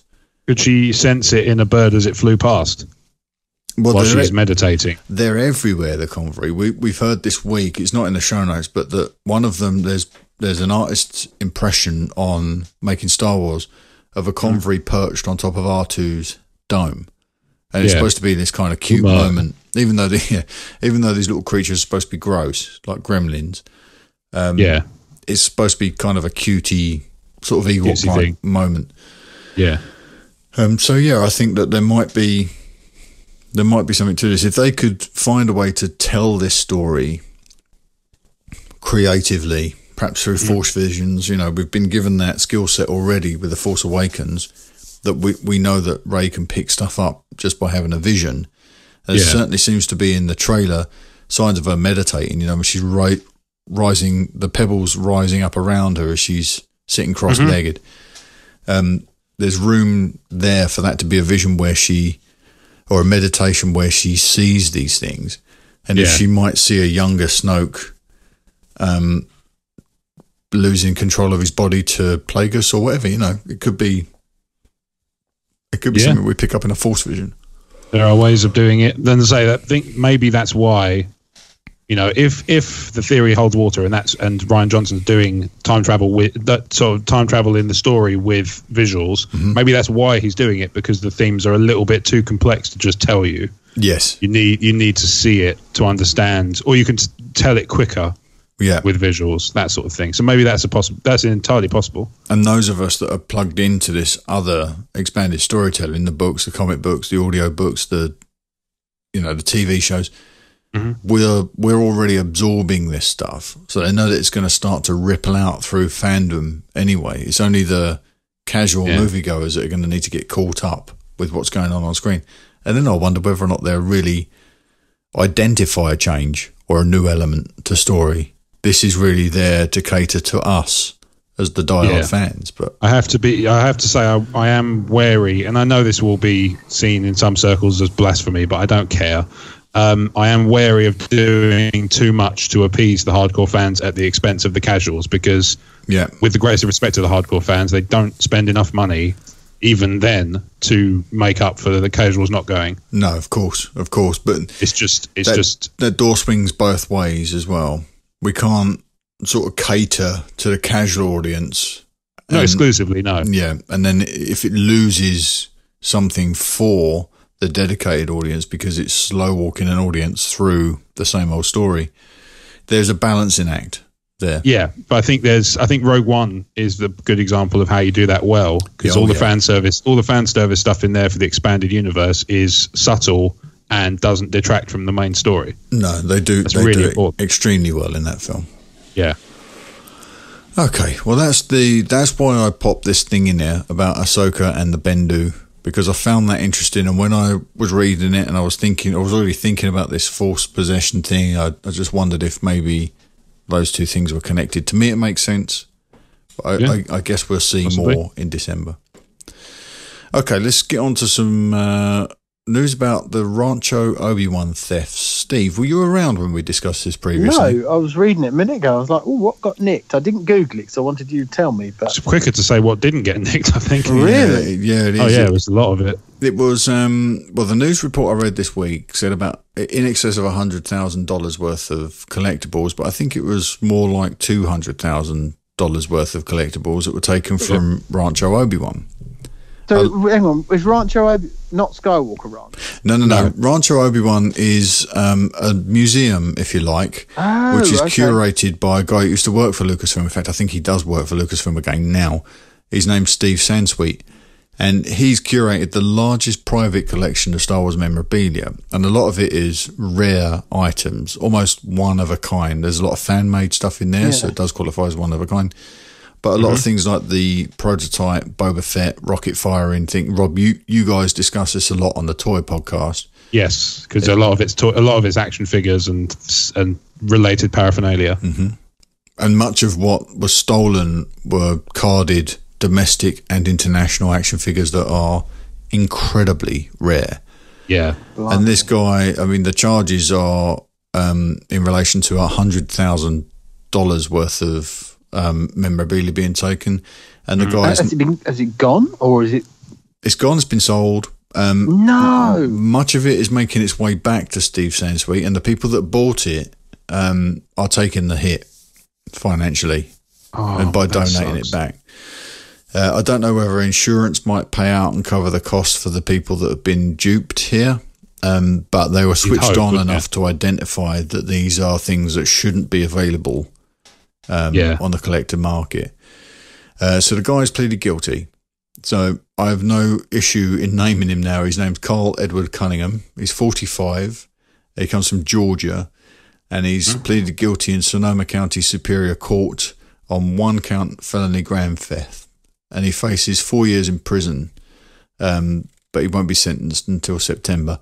I honestly think that he's probably cut some sort of plea bargain here to say that, you know, if it's felony grand theft and he's pleaded guilty, I imagine there's probably a plea in there somewhere. Do you not think, to sort of get a favourable sentence? I don't know enough prisons about are private over there, aren't they? So they want people to go to jail. I think it's plea bargain is, even people who are innocent plea bargain over there because they know that's the way it all works. Yeah, some of that's conditional as well, so that it doesn't leave the court system open to prosecution itself, which is strange. Look into the what are they called now? The West Memphis 3. Look into the guilty charges over there.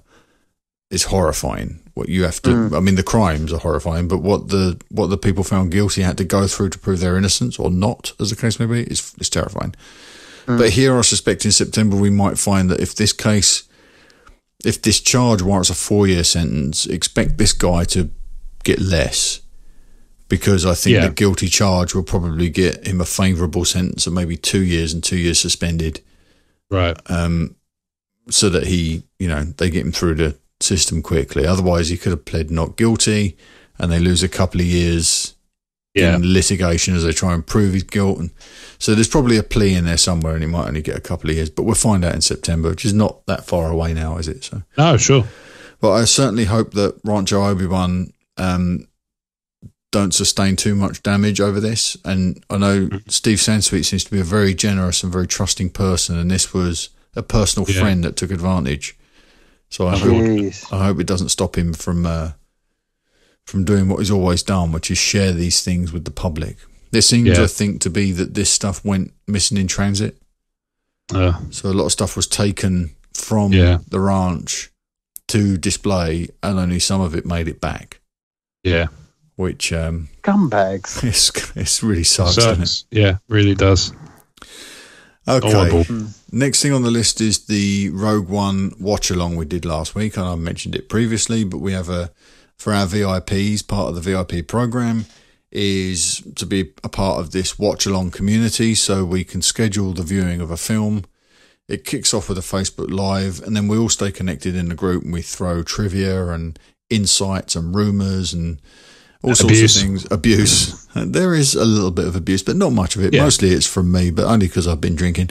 And then it ends with a Facebook Live, and it was great fun. It was absolutely brilliant fun.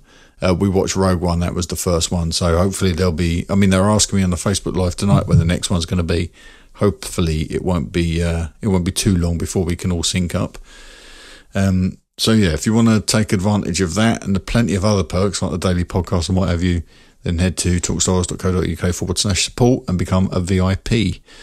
Right, everything from here on out qualifies as a potential spoiler, so we're going to jump into Han Solo talk first. In fact, that's it. We don't have any Last Jedi news tonight, so the Han Solo stuff that's coming up might be considered spoilers. So if you're going to bail out on us now, we'll catch up with you next week. Thanks for joining us. Give them a second to leave. Right, it's too late now. Oh my God, Han dies. We're going to... retcon. What? Can you say retcon? That's the title of this film, Star Wars Retcon. Okay, so some new images have leaked from the Han Solo set, and they appeared on TMZ this week. Not that you'd know it by the subtle watermarks on these images I've got in the show notes. They know their stuff when it comes to watermarking. Don't they just? So this looks great, right? It does look pretty cool. It looks like it might be... I was comparing this to... it looks a little bit Star Trek to me, but also a little bit Guardians of the Galaxy, kind of like the Collector's lair. Because there are lots of sort of tubes with things in around them. Because I've enlarged these here so we can see the characters. But you've got like a platform it's got the pill-shaped lights, which is very Star Wars. You've got these platforms raising up with a group of characters on, which I think it's clear that it's Alden Ehrenreich, Eunice Sawamato as Chewie. You've got Beckett in there, played by Woody Harrelson, in the middle. And then I think on the far side, we've got Emilia Clarke. It does look like her. Can't be 100% sure, but it does appear to be her. And then it's got the sort of same face shape. Yeah, there's another lady in the foreground here, which I can't quite make out. I don't think it's Tandy Newton. I think you're right. The complexion seems darker. Is that really Woody Harrelson in the middle? Yeah, that's Woody. Yeah. I really? Don't like anything like him. Yeah. He's got a tash on. He's got a tash. This other character looks to me like she could just be an extra. Or a background. Or like an aid or something. Yeah. And then we go to the second image, and Chewie's missing, but we've got the three main characters there. We've got Han, Beckett, and what I would say is Emilia Clarke. It certainly looks like her from here. I think it is. Looking very regal. I'm not 100% sure, but it seems to be. What do you think of these images? Interesting. Yeah, they are interesting. They fly in the face of what I expected Emilia Clarke's character to be. Yeah, it seems like she's almost some sort of, almost like a sort of Princess Leia type. She seems very regal. A young Leia. Somebody regal. Obviously, it can't be, but no. No, mate. Do me a lemon. There's some stuff in here that really got my juices flying, though, especially with the wardrobe, Woody's wardrobe in there. It looks very much like Han's. The duster jacket looks like Han's from Endor. The belt and the holsters Looks very Han Solo-like, doesn't it? I mean, that's obviously a camera crew at the back, isn't it? Oh, yeah. Yeah. There's one alien lady who just peers up at the nearest light. Yeah. Is that a droid or is that a theodolite? On the platform with them? No, behind them on the second picture. You can see the legs of it on the first picture. Oh yeah, the yellow legs. Oh no, that's a prop. Yeah, that's not. Sorry, that's a piece of kit. Yeah, looks like either a camera mount or a light mount. I think it looks like a camera mount to me. It looks like it's got a canister on it. Right. I think these look great. I like the look of Han. I like the jacket, sort of the light brown with the dark brown shoulders. Chewie looks fantastic as well. Yep. Chewie just looks like he stepped off of A New Hope, doesn't he? Nice and fluffy. Big fluffy paws. It looks fantastic. I really love this. I love the look of the stage they're on. The environment is massive, isn't it? Really big scale, really huge scale stuff. Very exciting. Some of that's our cover art on the podcast this week. Nice. So we'll stick on the subject of Woody Harrelson, and Woody says that we can relax over the Lord and Miller replacement because Ron Howard is a great guy. And these two, Woody and Ron Howard, worked together in 1999 on a show called Ed TV, a movie with I've heard of that, McConaughey, Matthew McConaughey. So Woody says, Ron is great. He's awesome. He's such a gentleman and he's so prepared. I loved Chris and Phil, but I think we did land in very capable hands. He's kind of playing the game there, isn't he, really? It's a bit. I don't think, from what I'm hearing, I don't think that Phil Lord and Chris Miller were particularly outrageous on set. No, I think I really do think the more we kind of learn about it, the more it just seems like it just wasn't the right fit, and everybody just walked away on, maybe frustrated terms, because obviously I'm sure they wanted to see it through and work on the Star Wars movie all the way through. But I don't think any bridges were burned here. I really don't. No, I think you're right.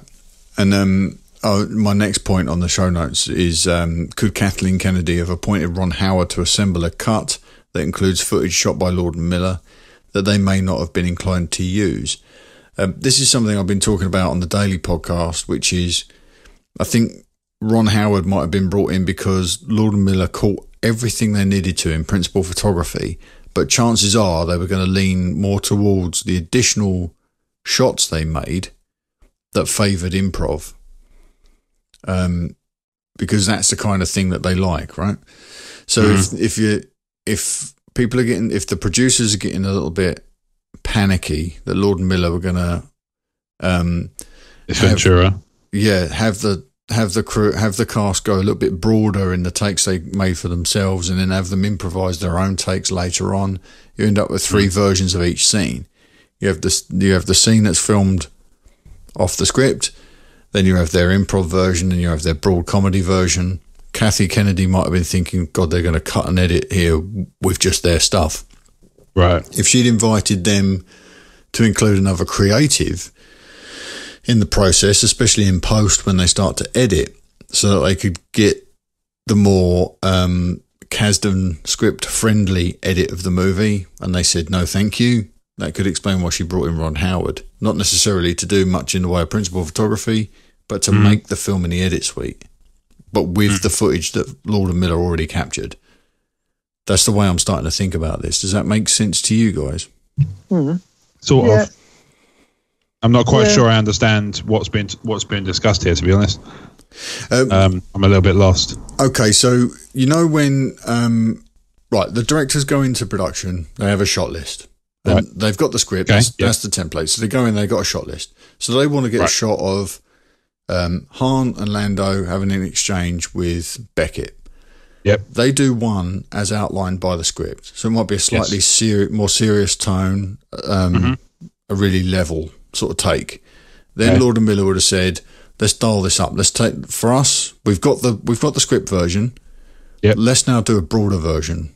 Alden, do your best Ace Ventura. Then they get that broad comedy version. Yeah. And then they would have said, right, now just forget the script and just improvise the entire scene. And then they get a third version. That gives them options in the edit suite. Now, In the old days, you would have taken many takes because there's a chance you would have had a focusing issue. You would have had oil on the lens, something in the gate, and you wouldn't know that until you got your dailies back. Yeah, you would have had to wait for the dailies after the lab have rushed them back. They call them rushes. The footage comes back. You can put it in a screen and watch it, but you wouldn't get that for 24 hours. Now you can go to Video Village and watch it immediately. So you know that technically you've got everything you need, but the directors start to indulge themselves and they get different versions. And this is where something like I Love You, I Know came out of. Yeah. Now, Kirshner had the scripted version, I Love You Too. That's what he got. It wasn't what he was happy with, and he thought there was more to be done with that scene. So he said to Harrison Ford, just forget everything and just go with it. So they did I Love You, I Love You, I Know. That's the one Lucas hated, wasn't it? Lucas didn't like it, so he offered them up as a test screening. He went equipped with both versions of the scene cut, and he played I Love You, I Know to an audience, and they lost their minds for it. So he didn't even play the script version. So I think what we've got here is we've got an opportunity to splice together 3 very different movies, or infinite very different movies. But if you just said, right, we're just going to cut the scenes that favoured the Kasdan script, you end up with one tone. If you just cut together the broad tone of Lord and Miller, you get a very different movie. But if you cut together the improv scenes, you get something totally different. And then you can mix and match that as much as you like. I think Ron's responsibility now is to come in and take everything Lord and Miller caught off the script, right? Edit it together so that they get the Lucasfilm approved edition, right? Maybe go back and reshoot some of that stuff if it doesn't quite work, or if there's more that needs to be done to expand the performances, delve a little bit deeper. Okay, but stick to that tone. I don't think Kathy trusted Lord and Miller to deliver that. I think she felt that they were going to go more towards their stuff. Really? The sillier side. It was going to become a bit broader than they really want. What were they thinking, if that's true? They're not that silly to think that that's what people want out of Star Wars, surely. Well, what we're hearing is they thought that was what they were hired to do, Steve. They thought they were hired to make a comedy movie, when Lucasfilm felt they were hired to make a Star Wars movie that has some comedy elements. If you think about it from as well, Steve, like I think we talked about before, you can get a very different interpretation of the broader tones of, we want this kind of thing. Like, okay, fine. And you can still interpret, 2 people can interpret the same thing completely differently, really. That was less eloquent than I had in my head. I don't know what happened there. My brain melted. I've got the gist. Yeah, it does make sense though. But I think that Lord and Miller, you don't get appointed to a gig like this unless you're capable of doing the brass tacks of it all. Yeah, and I think they would have caught everything they needed to on that shot list that was to the script, and that would have been to their mind, that would have been the safety. But I think Lucasfilm would prefer it if they had that stuff locked down and then a couple of alternate takes, so that they can play around with the tone in certain areas. And maybe they didn't get enough in terms of options, but I think they got what they needed. And that's what Ron's responsibility is. So all the fears at the moment about postponing the movie to 2019, I don't think that people are factoring in that maybe Lord and Miller caught everything they needed. They just weren't inclined to use it. And Ron is there now to assemble something and see exactly what he's got and how realistic it is to achieve May next year. So are they going to postpone it? No, there's no word on that at the moment. If they do, then why would they need more than just knocking the film back to Christmas? Yeah. They could push that back to Christmas. They could push 9 back to Christmas, and then it takes the pressure off of everybody. But I don't think Ron Howard has been brought in to refilm this movie. Everyone seems to be thinking that's it. Are we getting it in May? It's May, yeah. And then nothing till a year and a half later? No. So what have we got next year? We've got Han Solo. We've got Han Solo in May next year, and we've got Episode 9 May the year after. Oh, okay, yeah. So actually, we've got a year and a half gap between 8 and 9, but you got Han Solo in between. Yes. Yeah. Okay. So even if they needed to push Han Solo back and buy themselves 6 months, it could push Episode 9 back and buy them a year in terms of production.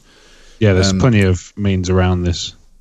I don't think they're going to need to do it. I think people are overthinking what's been done. Yeah, I think Lord the CGI Miller isn't going to be affected, is it? That's all going to go ahead, like all ships flying through space. Post-production stuff will largely stay unchanged. Like Mark said, if they've got different cuts of the same scene, it will just be a question of what kind of tone they're looking to strike when they're putting the scenes together and compositing the movie. A lot of this, I think people are getting carried away, and it makes Phil Lord and Chris Miller look like idiots. The estimation that people have for what's happened. Well, part of that is what I've complained about it before. Is these websites, these media outlets that rely on this stuff to drive traffic. And I actually went on a bit of an event on this on Twitter a couple of weeks ago, because somebody was saying, I can't remember what the complaint was, but basically they were saying that there was some fan complaint which ended up being a non-issue, and they blamed the fans for overreacting. And I find that quite objectionable, because for me, the problem is not, here is a thing that happened. The problem for me is the websites that all churn out 10 reasons why a thing bad, why you should be worried about thing.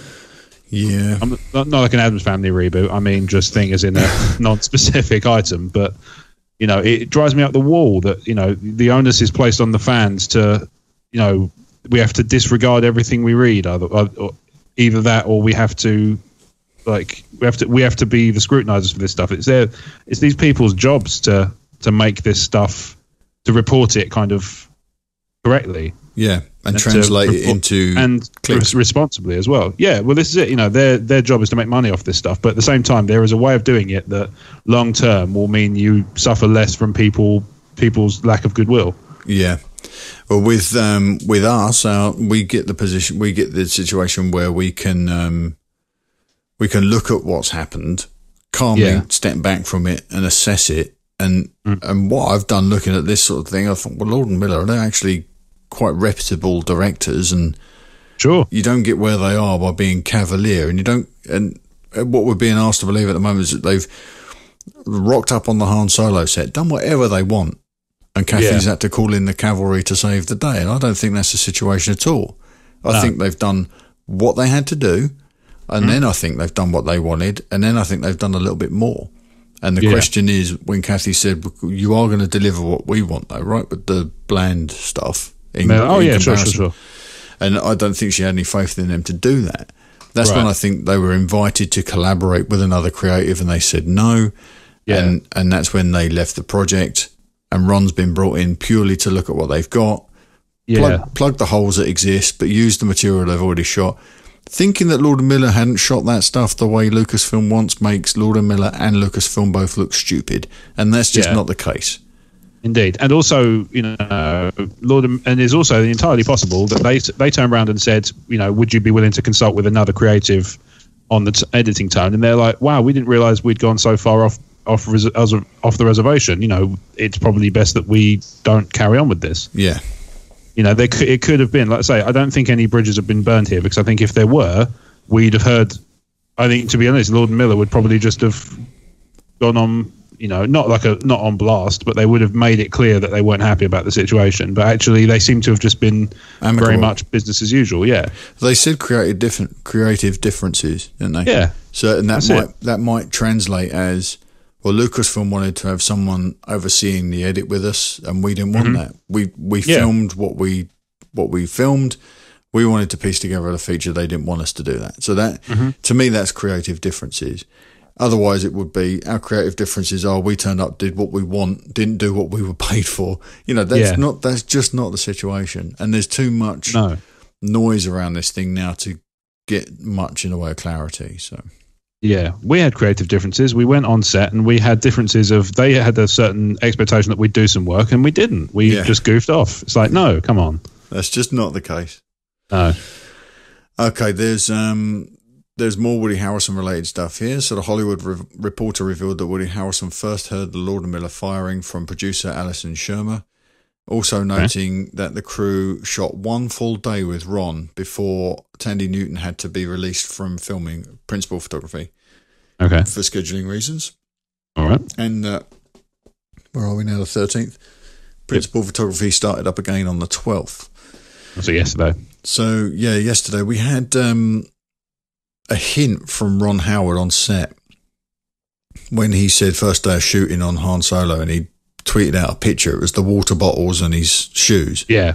And at the time I was scratching my head thinking, first day of shooting, you're not supposed to be shooting again until the 10th of July. Yeah. So what's he talking about shooting? Well, this must be it. This answers that question.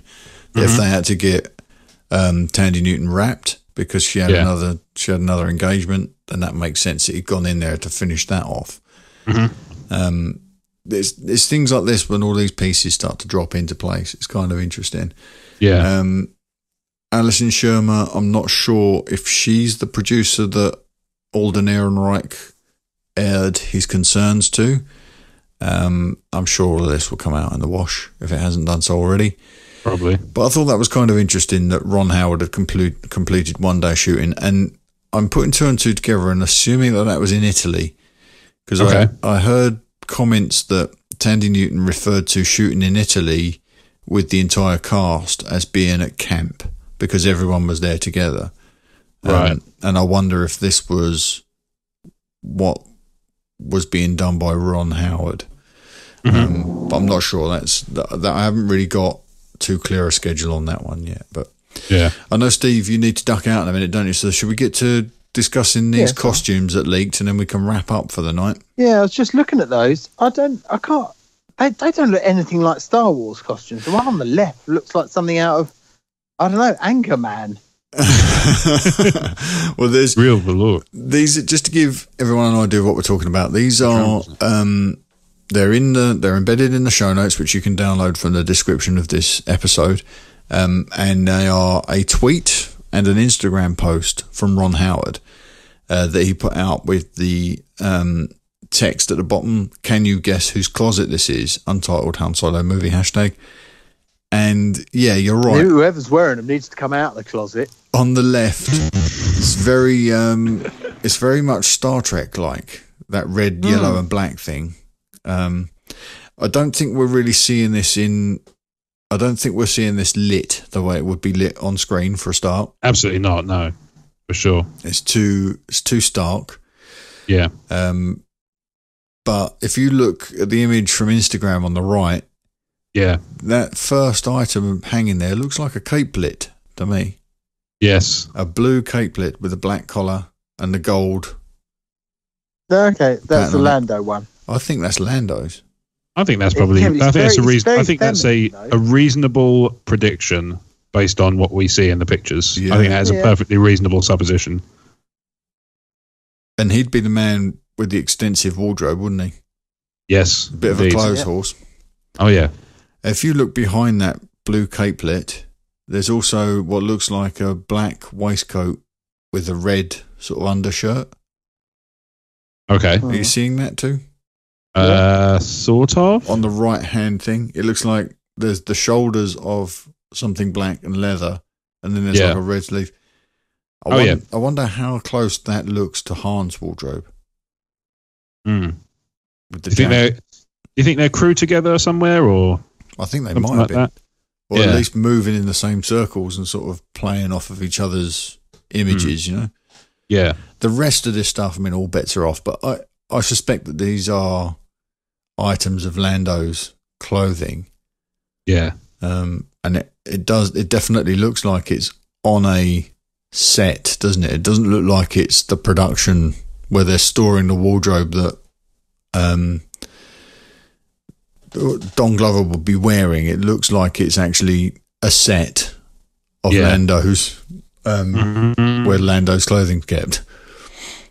It's kind of a cool insight, isn't it? It's kind of a cool little peek. Yeah, it's something, again, it doesn't give much away, but it's kind of nifty to look at.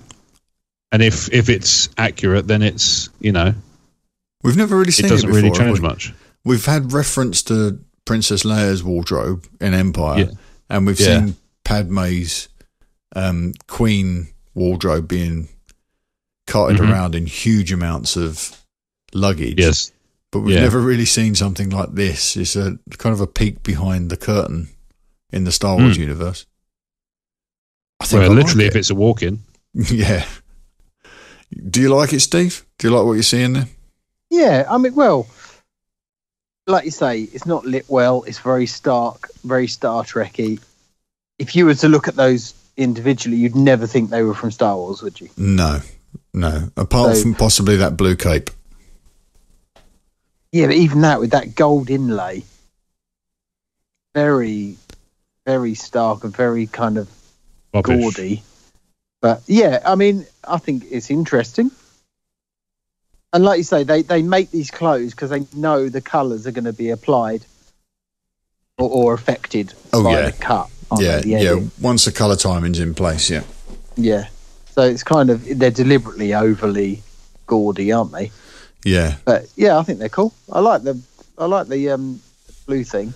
If you go back up to the two leaked photographs, look how sort of tame that looks. Imagine what Lando's going to look like if he's in the frame with these people and he's wearing one of these brightly coloured costumes. He's going to own that frame, isn't he?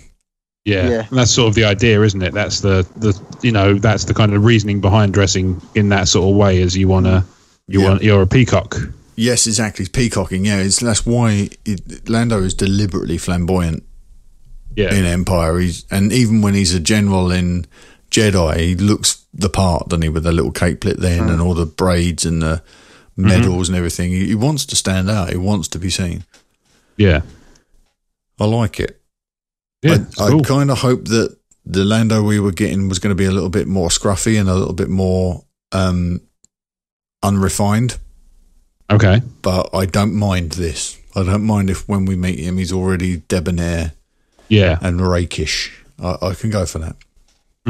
Nice. Right, that's it this week, I think. There's now plenty of Han Solo sort of activity in this week's news. Yeah. And these little bits, these tasty little morsels, I think are really exciting, tantalising stuff. So unless you chaps have got anything you want to add, I think we're just about ready to wrap up. No, I'm all good. Thank you very much, guys. You're good. Rob, you got anything you want to chuck in before we wander off? No, I'm good.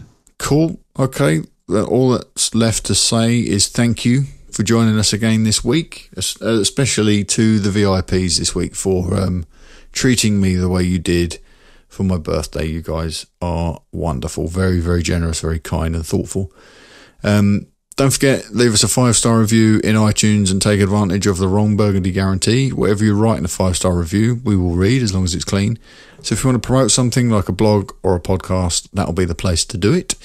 You can email us questions and comments to talkstarwarsinfo@gmail.com, or you can reach out to us on one of our many social channels such as Twitter, Facebook, YouTube, Instagram and more. Guys, with that said, where can you be found between shows? I'm on Wild About Nature on YouTube and Stephen_Ware or Wild About Nature on Twitter. That was fast. Wasn't it? Yeah, it's good that. You got it succinct. So I can be found on Twitter and Instagram at RobWadeVision, and you can find everything I do outside of Talk Star Wars at emotionally14.com or by searching Emotionally14 on Twitter, YouTube, Facebook or iTunes. Wonderful. You can find Paul at moviescorenews.com and he's on Twitter at moviescorenews. You can find everything I do at talkstars.co.uk, and I'm on Twitter, it's at talkstarwars, and you can find the Hindsight project that Paul and I are working on at the moment at Hindsight Script. And don't forget to throw at Kigo73 some love. That's Matt Keegan, he's writing the novel for us. Check all that out if you want on facebook.com/Hindsight Script as well. Stick around for the Commonwealth promo and open your mind to some new Star Wars podcasts. There's plenty there for everybody. And we will see you fine people next time. Bye-bye. Talk Star Wars is a proud member of the Star Wars Commonwealth Podcast Network. Find us at StarWarsCommonwealth.com alongside the Tumbling Saber Podcast, the Generation X-Wing Podcast, the TSW Roundtable, the Skyhoppers Podcast, and the Nerd Room Podcast. Head to StarWarsCommonwealth.com. Take your first steps to a larger world.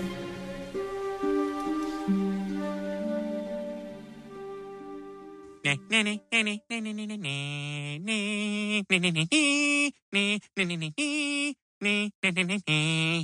a wrap.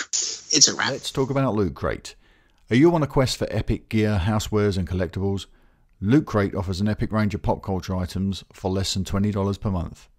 Whether you're shopping for the geek in your life or you are that geek, Loot Crate is the best surprise you know is coming. Every month there's a different theme and new and exclusive items that you can only get with Loot Crate. Treat yourself every month or give the gift of geeking out to a friend or a loved one. You have until the 19th at 9 PM Pacific to subscribe and receive that month's crate, and when the cut-off happens, that's it, it's over. Make sure to head to lootcrate.com/TalkStarWars and enter the code TalkStarWars and save $3 off your new subscription today.